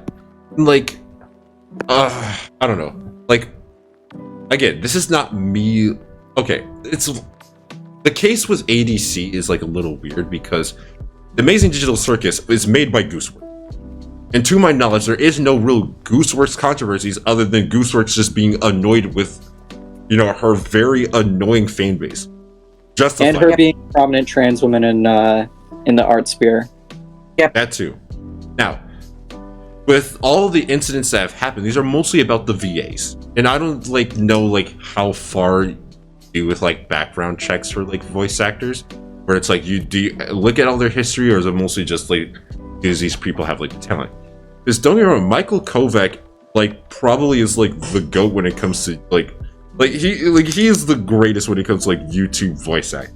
Okay, like he is a prominent YouTube voice actor. Is he though? I mean, he's prolific, but like I wouldn't say he's like particularly like the greatest YouTube voice actor. Okay, I mean, like, I say popular. greatest in terms of like greatest popular in terms of like he's been around the scene like for a long time. If we're comparing like Yeah, all like the it's like- YouTube like voice actors, like you have Aaron Hansen who's been like around the lot. You have ProZD, you have Matt Mercer, like Alejandro Saab, which is Sayu. Like there's a lot He's of. in I mean, everything. Giovanni Matrograno too. Can't forget that guy. I'm saying it's just like, you know, you have a lot of VAs that have been around the block, and Michael Kovac is definitely a VA who's been around the block, and he's very talented at what he does. Again, still not justifying him saying the N-word, but like, I feel like Okay, think about this. If gooseworx would end up saying like the end, they would have been done. It would have been canceled. There is no worry. Or at least, Yeah, she would have fucking. I would have like been real pissed off at that shit if like I she would have pulled too. something like that. But I feel like it's suddenly just because it's like the creators is innocent, but the people that you work with are not. It's like somewhat of like a lenient, I guess. Because at the same time, you're also like these allegations didn't come up until like the very end of the series, like. Yeah. So it's not like last minute. It's like, hey, found out you're a piece of shit, so we're gonna replace you before we do this whole movie thing. Just hope that's cool with you. So it's like, what really can you do? If this was like episode 1, yeah, Michael Kovacs go. Ashley Nichols is Yeah. Agreed. But you're so far down the rabbit hole. It's just like, well, we have to finish the show. Like, it's like a shit's position to be. But you do have to understand that, like, I don't know. You're putting your. It's like you're kind of stuck with them at that point. Yeah, like it's there's like what else can you do? Yeah, like I'd like to think that if I found out that a voice, this is one of the reasons why I particularly like having friends voice act for me instead of like, you know, taking my chance on like people who I don't really know, is I can at least like, you know, be like, all right, my friends are all right for the most part. I mean, it's not like I do like real extensive background checks, but like I have that implicit like trust that like my friend is going to be cool. You know what I mean? Yeah. But like, it's like I don't know. Like, I'd like to think if it were me, as soon as I like if I were to like pick up on that type of shit with like any voice actor of mine, like at any point in production, I would be like, hey, what the fuck? And I'd put them on some kind of like, I'd like either get rid of them or like just fucking like do one more thing and then like we're done. I'm never working with you again type of deal. You know what I mean? It's like, I don't know. It's just like, oh my god. I don't know. Like, I know Josh made the statement separating art from the artist earlier. I have a bad relationship with that term because it's the same argument that people use for J.K. Rowling in order to continue being a Harry Potter fan. Or like, I hear that excuse for actually the series Rurouni Kenshin because oh no, God! Yeah, you guys know about Rurouni Kenshin? I'm not. And the author? 3 freaking terabytes. Yeah, 3 terabytes of child abuse material. CP. What? Yeah. Yes. PSA. What? And the only thing they did was take away the hard drive and like ban him from getting hard drives. Yeah. What? People say separate the art from the artist from that guy, and I can't in good faith. It sucks because I can't in good faith ever interact with like Rurouni Kenshin stuff, but at the same time, there's like so many other like good pieces of like manga and like stories out there that I can just like read instead. Like I'm not gonna buy, like I'm not gonna support that guy. Like even a cent, the idea of even like a cent of my money like going towards a fucking child predator is like fucking like revolting to me. It is. You know what I mean? Yeah. It's like, oh my god. I don't know. But circling back to ADC, kind of like what you said, where the show was so impactful and it did so much for the YouTube scene, the indie scene, the animation scene, that I feel like these controversies, though like we're, you know, not acceptable, not good, don't do that shit. I don't think it's gonna be too big of a stain on the lake because of how impactful and what it did for the community. It did so much for that it's like you might be able to turn a blind eye. Still does not give justification. Absolutely. Like, and also, it's only the voice actors. Yeah. Like, I would be more mad about this shit if it was Goose. If it was gooseworx herself. Right. which thankfully it's not. You can separate the voice actors like somewhat easily-ish from a project. And to me, the voice actors for the Amazing Digital Circus didn't stand out enough for me to be like, yeah, I'm attached to their performance. I'm attached to their characters, but I'm not attached to the people doing the voice acting. As far as I'm concerned, you can swap out Kinger and Jax's voice actors, and I would not care. As long as they would like put up a like good performance, I'd be like, yeah, I'm chill. Yeah, because as far as I know from the Sean Chiplock stuff, it was back when I used to play Genshin a lot, but I don't anymore. It was years ago. And it's like I can't even find if anything was concrete or not. Like, I'm looking at multiple articles, but even so, like, that kind of thing, it just swap the voice actor out for someone else. Mm-hmm. Which is an uncommon thing to do because it's been done before. Like, Yeah, it's gonna like hinder production a little, but it's like it's not unseen. Like if someone It's like not, yeah. generally is like a liability to your image and your show, you can't keep them on staff. You have to let them go. It's morally wrong to keep them on staff. Exactly. agreed. All right, I believe. Okay, so now, like looking back at what we originally said during the controversies section, and like obviously now we've looked a lot more into the Nega incident that involved Michael Kovac and Ashley Nichols, looked more into the grooming allegations around Sean Chiplock. I'll leave the floor open for people to kind of like reiterate statements, to kind of like elaborate further on the controversies. So, Fran, do you want to start with your statement? Yeah, sure. It was that whole thing was much worse and much more lame than I thought it was. Like, not lame as in like it's like as in like I don't think that the incident should be like treated with the levity it should be, but lame as in the joke isn't even fucking funny. Like, Jesus fucking Christ, they're like howling like fucking hyenas over like just fucking baby shit essentially. Yeah, And it's like it's racist baby shit. Like, it's fucking stupid.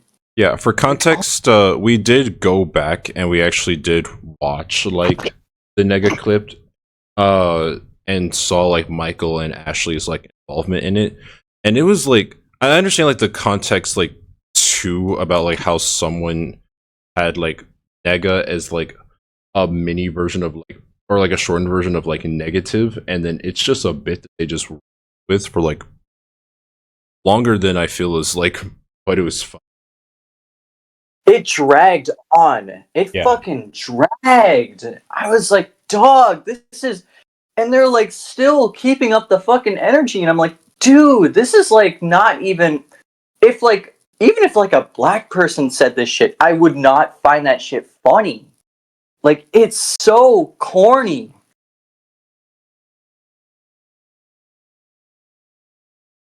I don't know. It's just. But then, As someone. Oh, go ahead. I was gonna say, even like Ashley and Michael's like responses to that situation, like didn't. I've seen better apologies. I feel like I am glad that they did address this situation, and you know I do hope that they have improved since like 2019. Which is a lot more recent than I thought it was. People are making it seem like this shit was shit. This was like what 5? Not long. Okay, It's 5 or 6 years 7 ago. years ago. 7 years ago. Yep. Yeah, but still, like, it's God, like 2019. Like, look, like Oh my god. People were originally like, "Oh, it happened in 2016," but as like, fucking like I don't know, as time goes on, of course they're going to push the fucking like goalposts, I guess. Like, oh, Yeah. it was a completely different time. Like, I was there too, bro. No, it was not. And I also feel like time really isn't a valid excuse for being racist. Please. Yeah. Anyway, I was gonna say something else.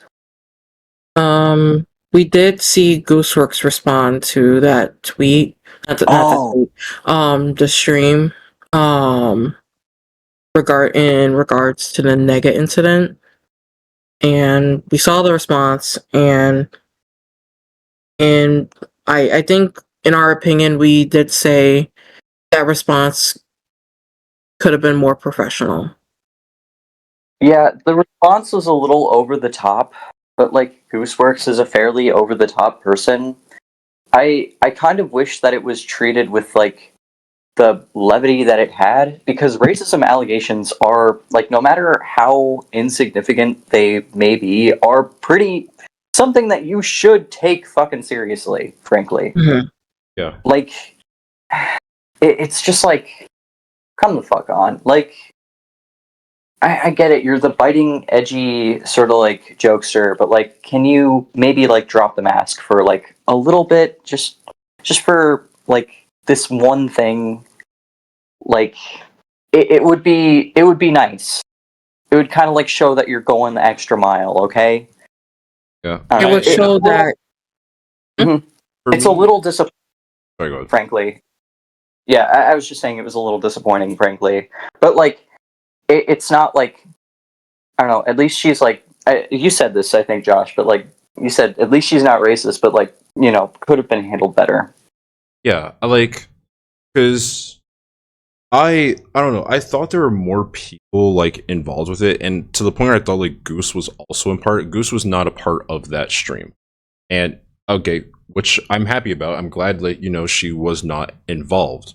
But even still, I feel like like I'm also glad that she like did like address it. But like people said, like I do kind of wish it was handled better. At least like again, like for me as a black creator, I feel like taking racial situations seriously provides like a bit of like it provides like hope, and it provides like at least like a little bit of like clarity on like it's like that creator spaces are safe for everyone, white people, black people, doesn't matter the race or the gender, sexuality. Like I know that I can be a part of a fandom and not feel shitty afterwards. It's kind of weird, like, being in a space as a creator and not feeling fully safe because of how either openly like racist or how people will play around with like touch and go, or like I'm not touching you, like racism. And it feels like weird that it feels like another community that I can't fully be a part of, in situations where people are not taking things seriously, or when they do take it seriously, it doesn't feel like you're taking Mm-hmm. They're not treating it with the levity like it should have. Right. with Goose. And it's also Yeah, and with Goose too, I mean, I know I said like in like the original take around the controversies, Goose was like innocent, at least like in terms of this situation, like which he is. Like I'm not like trying to like start anything there. It was like I saw who was there, who was involved, and it wasn't Goose. But Goose Yeah, I mean, but Goose has been in like I want to say she's been a part of like controversies, or at least like the things that I have seen have been a lot more in speculation compared to like the stuff that Michael Kovakin was a part of, where there's a lot more like hard evidence. Even like seeing like Goose like innocent is like a bit more of like a quotation things. Obviously, I think the situation with Kovac and the situation Sean Chiplock is like much worse. Glad Goose, or at least like I have like no evidence to say as of right now that Goose has been in anything worse or to that degree. But it's still kind of just weird to see, like, how much stuff is just surrounding the show. I think to me, gooseworx comes off as more so irresponsible than actively like malicious most of the time. You know what I mean? With a lot of the comments she's made, because I have dug through a lot of her most controversial Twitter posts, and to me, it's like, I mean, like, yeah, a lot of the shit she's saying is like kind of tasteless, and I'd word it differently, but like the underlying message that I see her like getting at is either some like edgy sort of like joke or like fucking, I don't know. The message is still like,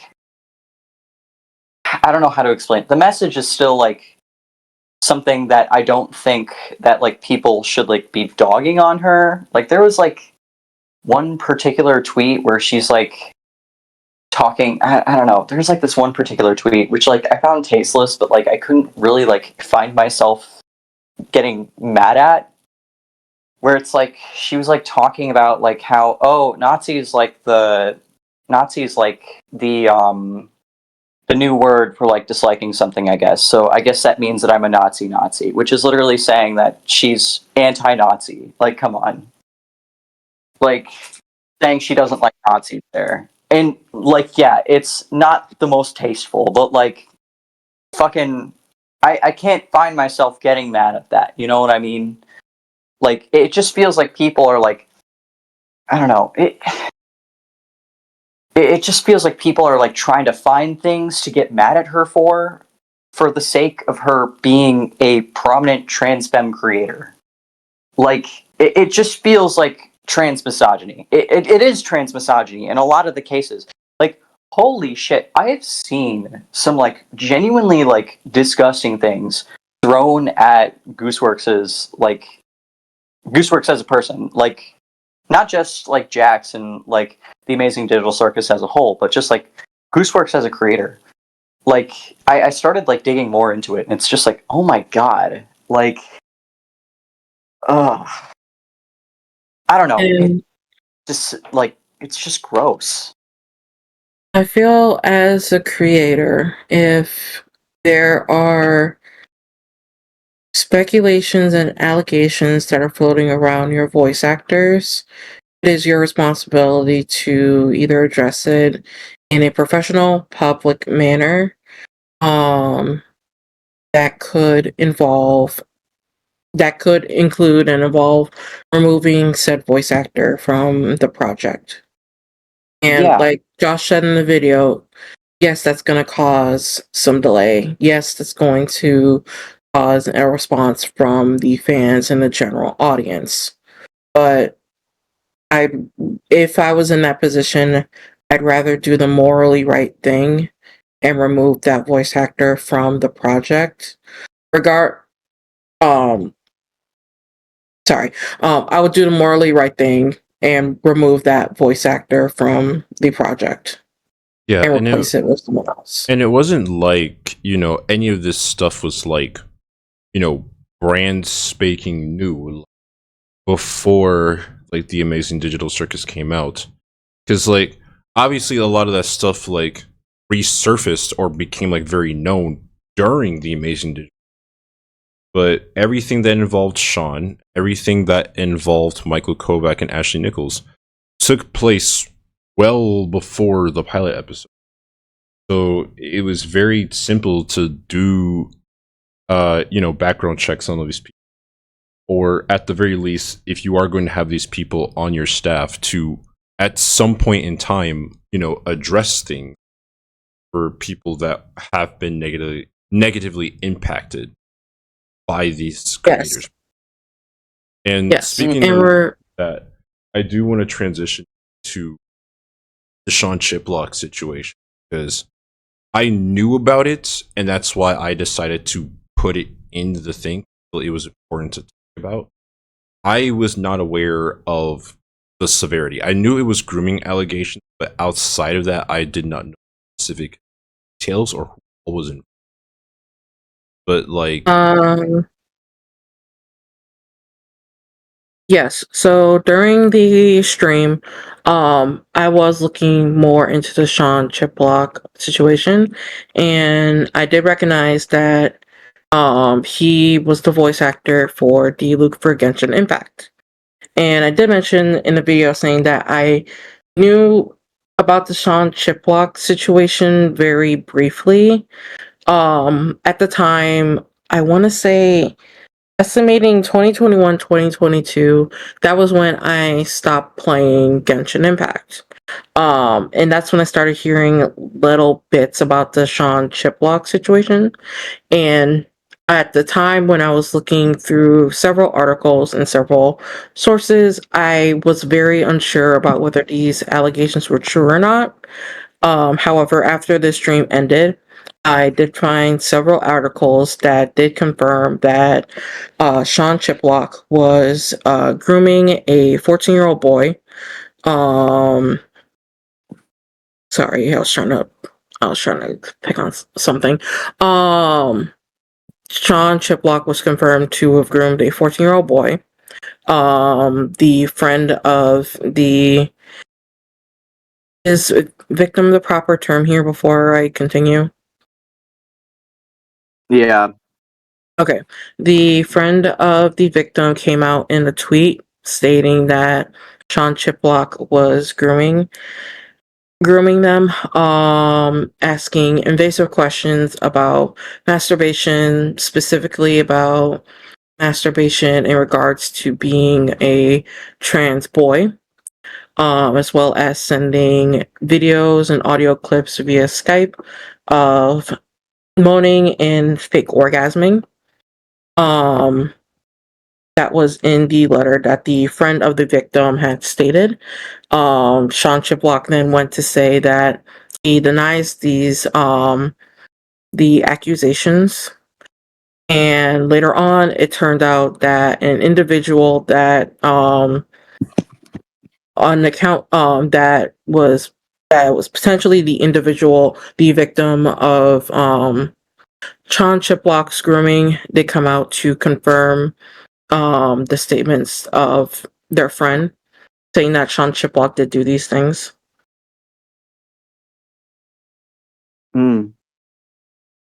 yeah, no, that everything about that is just horrible. Yes.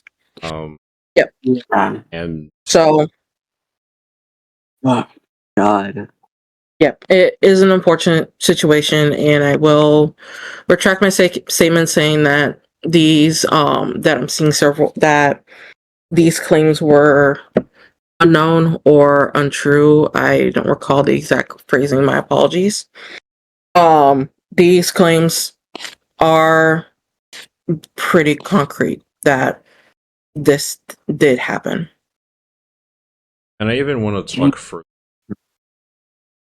separating, because again, I came in with the notion that they were just allegations. Like I wasn't 100% sure if they were like confirmed, but knowing what I know now, Sean Chiplock's like, in my opinion, no way you should, like, grooming should never be like no. And the fact that this has kind of been, I don't want to really say overlooked by the community, but the fact that it really hasn't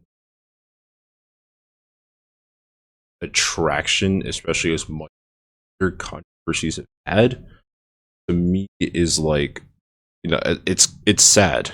It really is like sad, and I feel like deeply saddened to anyone that was impacted by John's actions.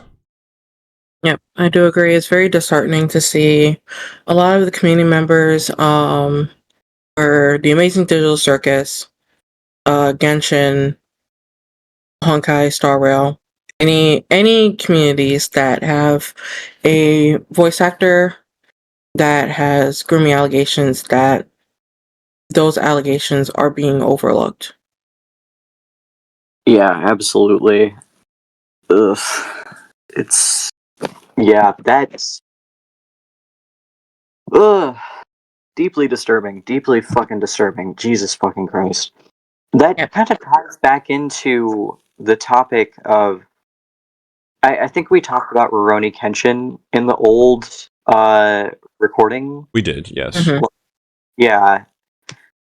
And stuff like that genuinely has me questioning whether or not I really want to, even if it's just a voice actor, like stuff like that really has me questioning. Like I want to ask questions for like the studio as to how specifically they pay their voice actors, just so I can know that none of my money is going towards people like Sean Chiplock Mhm. or like frankly anyone involved with like, you know, anyone who is fucking does that fucking, it's just like, You want to know where your money is going to, and if it's going to people that have done horrible things in the past, my apologies, you don't want to support that.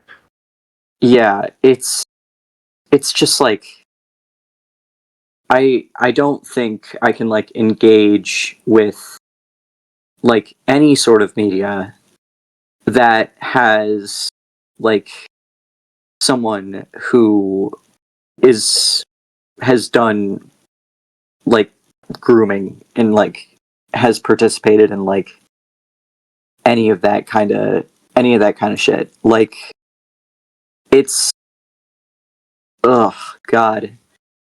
I have a lot of No, I have a I lot. get it. Yeah, Okay. it's just yeah. I don't know how to word it. It's just like Jesus. Like the reality is kind of like the shit that he's done is just kind of like oh my It's god. gross. It's disturbing. Yeah, It's especially disturbing. I think it hits closer because it was against a trans person. Mhm. It's like oh my god. Ah, I don't know. It's disturbing they that people have seen this information and have chosen to ignore it. Yeah. Well, thank you guys for taking the time to go back, talk further about situations. And Yeah. I guess from here we'll go back to the original recording. I did want to add one more thing before we go. Okay. And it is something that like has been I don't know. So like watching all of these like indie animated series like come up has been like really cool, but like it genuinely does suck that like right now like even in like our current like even in like the current day like we still can't get away from like racism in fucking like animation history. Like Yeah. these shows are so like massively like they're doing so much for like a specific element of animation that has been like or like a specific scene of animation that has been like really really coming up and it's like we still can't fucking escape that. Like it's we it would be nice to like not have like it would be nice to not have like bullshit like this like come up in like very up and coming like I guess fields like this. Yep, It's so disappointing. it is very disappointing, and like I said, I know I made the reference to the Harry Potter bit, but all of it does tie back to nostalgia. People want to remember time in the past, and they want to stay attached to that time, not knowing that it is actively harming people that are either trans or people from a different race, people of a different sex, so on and so forth. That's why I said I get upset whenever people say separate the art from the artist, especially with Harry Potter, because morally you should not support. JK is actively funding the genocide of trans people. Like, frankly, all over, but especially the UK.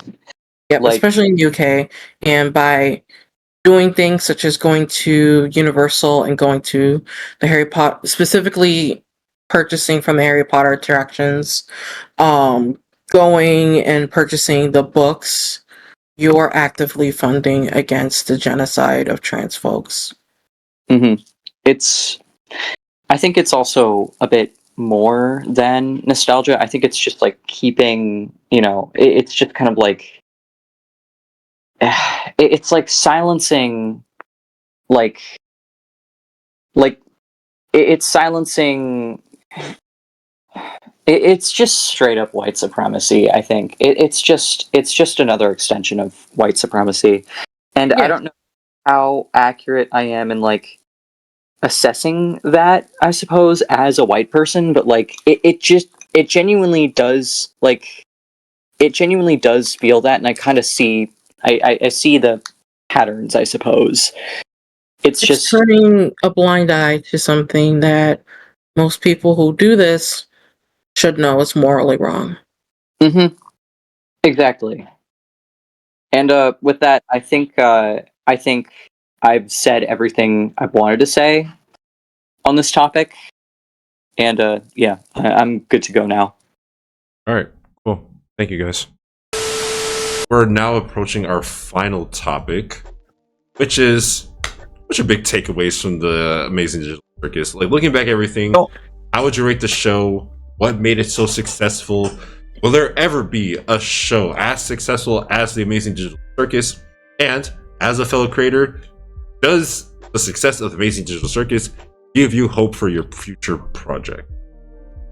I legit forgot we were talking about Amazing Digital Circus for a second. Okay. Yeah. Still a debate going on. Hello. I think the Amazing Digital Circus, despite all its flaws, it means so much to me as a series. I've never really seen myself, I guess, in like, I don't know, media, and it was like one of the first times where it felt like it was accurately sort of like representing like a queer experience that like really resonated with me, because it feels like a lot of like queer stories tend to be either sanitized or like just, I don't know, just like it's missing something. It feels too, I don't know, like privileged, I guess, compared to like some of the shit that I've been through, or it feels like too exploitative. Do you know what I mean? And like, it felt, the Amazing Digital Circus felt like a genuine raw examination of queer friend group dynamics within like a digital space. You know what I mean? Yeah. I don't know. I get it. Yeah, it means a lot to me in that sense. Now, like, I wish the writing was better. I wish that the dialogue was better, especially in some parts. The humor did not really hit for me, except for like some bits. I'll be honest. Like, that was what originally like drew me away from the show back when it was only on its pilot. I thought the pilot was cringe as fuck when I first watched it, and it took a lot of convincing of me to like really sit down and watch the second and third episodes. And when I watched the second and third episodes, I was like really like I loved them. I was moved by them, especially the third episode. Like, I don't know, like Kinger and Pomni's relationship. I was like really hoping to see a bit more of that. And granted, like you do see more of that, but it also kind of reads like, I don't know. I feel like they could have done more with that. You know what I mean? Yeah. Like They could 2010 have had more humor. moments. But like, I don't know. I definitely think that there will be. I definitely think that there will be more like successful shows like the Amazing Digital Circus. But like, it definitely captured like lightning in a bottle a little bit. I'd say, like, it had the sort of like dark kids show aesthetic.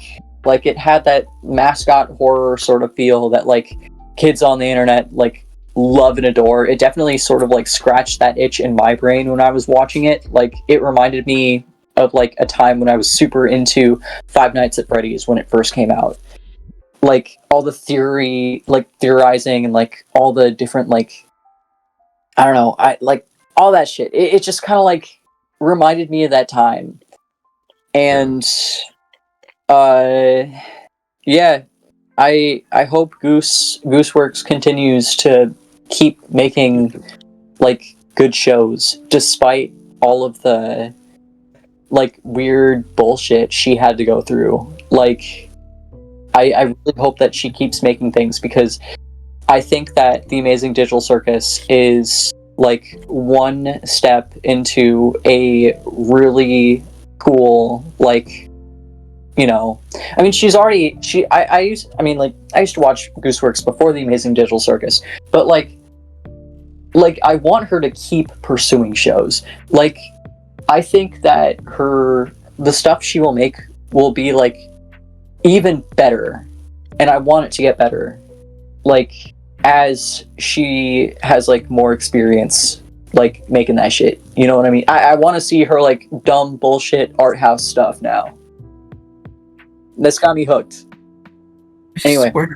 Okay. Yeah. As someone who's done work as a director, writer, producer, voice actor, all that type of stuff, I think, especially in like the indie space, it really does give me a lot of hope for, like, you know, I'm writing my own animated series. I write for a bunch of other animated series, and I think that, you know, with more eyes on YouTube for entertainment, besides going to major animation companies, Sony, like, people are trying to see that, like, sometimes, like, you will find diamonds in the rough. You'll see good indie.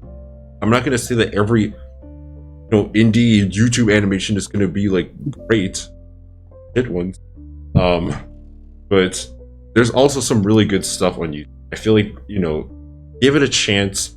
You're really gonna like a lot of the things that you see on YouTube. Amazing Digital Circus has definitely proven that. If anything, I would just like to see success for shows outside of the YouTube monopoly. Like, I really want to see other projects do well that have no association with Glitch or Vivian Madron. Not to say that I have any gripe with those two, because I don't. I don't have any gripe with Vivian Madron. Like, I don't have any like gripe with Glitch. We poke fun here and there. My battery just died. That's great. Damn. Damn. Okay, we don't. All right. We don't have any gripe with any of these like creators, like, at all. Like, we poke fun here and there. Like, we make jokes, but at the end of the day, you know, they did our dream. Okay, our dream is to make it big in the indie scene, and these guys have clearly done it. They've given us hope that anyone can be in that position, and that's something that we strive for as creators. They walk so the rest of us can run. Exactly. Mm-hmm. And to that, you know, you got to give them their flowers. You got to give them their respect. You may not like the writing, you may not like the directing, but at the end of the day, they've seen the mountaintop. Okay, they've paved the way for us to. Better artists can go in and, like, you know, fucking rock that shit. Exactly. Essentially. And I think, like, the things that make ADC like so successful is because you presented an audience with things that are like so, like, something familiar, but also something that's like really out there. Like, we've seen 3D animation before. You've seen like dark humor, never in the way that Amazing Digital Circus, in the way that, you know, it's very captivating, it hooks you in, and like the the seeds that were like sown like from the very beginning, like going back and watching things from Jack's perspective all the way from the pilot episode, like just and how well rounded the show is, like to a certain extent. Like ADC has proven that we can do it too, and for that I'll always like give Goose her flowers for this show. This was a great show. Absolutely. Oh, go ahead. I kind of regret figuring out the twist that they're copies so early on, because it just like it felt like the series just plateaued. It never got better, nor did it get really worse for me. It was just a plateau where I'm enjoying watching this, but like that's kind of it, I guess. I don't know how to phrase it, but I can definitely see that Amazing Digital Circus did bring a lot of success and attention onto the indie animation scene. And like there could be a show in the future that is more successful or better than the Amazing Digital Circus. That's kind of how art works in that way. Josh, I also apologize if there's popping sounds on my end because people are launching fireworks. But yeah, but there are some things that like I can point out there are a bit flawed in the writing. Like you talked earlier about like, oh, Jax might be how people are saying, oh, Jax is a self-insert for gooseworx. She's openly said that though. Many times. Yeah, and that can be good in some aspects of writing, but it can also just not be as good in other aspects. But I don't really have a problem with it personally for me. Mm-hmm. Anyone else want to give closing remarks? Gabe? I think I have some more to say. Okay. Oh my! I just want to make sure that everyone else has like a chance to speak that once can speak. Wait, I have one thing to say. Okay. Yep. What? Okay. Wonderful. Thank you. Peace. Anything from you before I circle back to Fran? Is it Valorant time yet? No, Oh my not God. yet. All right, Fran, go ahead. Okay. Sincere. Oh my God. I lost it. Bruh. Yeah, sorry. I had it in my head and it's just gone now. Fantastic. I really liked the series. I definitely did learn a lot as a creator from it though. Especially with how like interactions from fans, like how that shit can really affect Impact you, the enjoyability, like the process. And I've learned some serious lessons, and I understand why.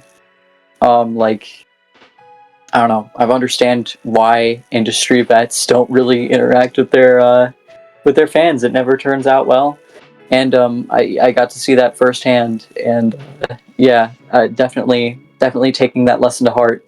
And I'm glad that it was other people who figured that out, and not me. Oh wait, I remember what I was going to say. So when it comes to like this first wave of like indie stuff, like I'm really hoping that like indie fatigue, as people are like calling it, is like, I think I said this earlier, but I really hope that it's just sort of like a phase that the internet is going through, because oh my God, people are fucking pairing other indie animated pilots a new one if they're not like immediately like the best fucking thing they've ever seen, like first episode, which I think kind of defeats the purpose of things being a pilot. Right. Like pilots are supposed to introduce concepts. They are not supposed to be like immediately like, you know, I mean, they're supposed to like hook you on an idea, but like they're not supposed to be like the best written thing in the universe. Yeah. It's just It's a draft. proof of Proof of yeah, concept. it's just, exactly. Like I want that to be like my reminder for like when I'm making my own series, Case 22, to make the later shit. I mean, at least like the shit after the pilot as best as I can possibly be. Or, you know, I don't know. It's but like back to indie fatigue.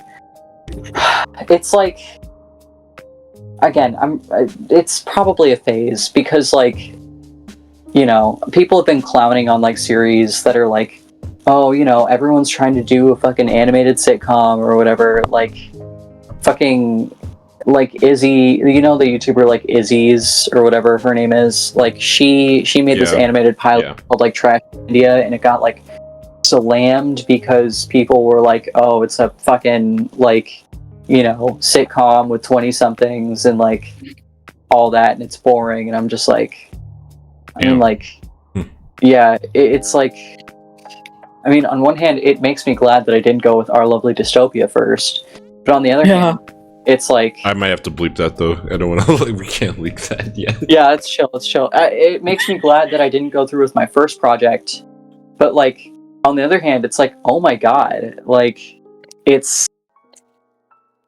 damn. I really hope that doesn't discourage her from like making more animated stuff in the future.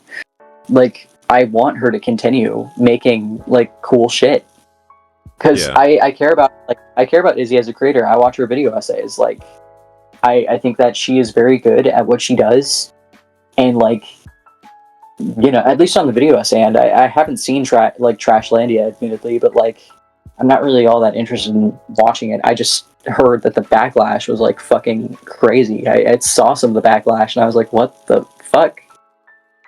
I don't know. People need to learn the concept of don't interact. Yeah. I'm glad that I grew up with shit like AO3 because like, I mean, I'm kind of glad, or I'm definitely not a good thing that I did grow up with AO3 looking back, but like, I'm glad that I kind of learned that concept early of like, don't interact with it if you don't like it type of deal. Like, just but you roll and but move on, like, walk and move on type of deal. Yeah, if That's how you lost art. interact with those kinds of things early on, you learn things like fan etiquette, and I swear to God, they're bombing my street with how many of these explosives are going off. But that is an important thing to learn, is fan etiquette. And holy crap, are some fandoms not getting that lesson? Yeah, I think it's I think a big problem with fandoms though, especially in the current day, is that I think a lot of this like really awful fan etiquette is because now fandoms have kind of become mainstream. You know what I mean? And at least the concept has. And I mean, like, that still doesn't, you know, there were still like shitty incidents. I mean, God knows I've like heard of, or like even experienced like specific instances and like kept up with like fandom drama in real time, but like, I think it's especially bad now because like we're getting more of those stories now because like fandom has gone mainstream. Like, people don't know how to act. Yeah. Okay. I don't know. Well, unless there's any other last thoughts that we'd like to say, that's it. This was very fun. That is Wait, the last thought. Okay, last thought. Thank you. Yeah, that was a lot of fun. Okay. This was a lot of fun. I really enjoyed this. Thank you for putting this together. For sure. Thank you. And thank you, everyone at home. I know my camera's off, but just imagine it's like still on. Thank you, everyone, for watching this debate. I know it's going to be a longer video, but this will also be in like segments, so you watch it whenever you can. Thank you to all the creators that did join me today. Their links will be in the description below. And with that being said, stay squishy, much love to you, and please support your local animators.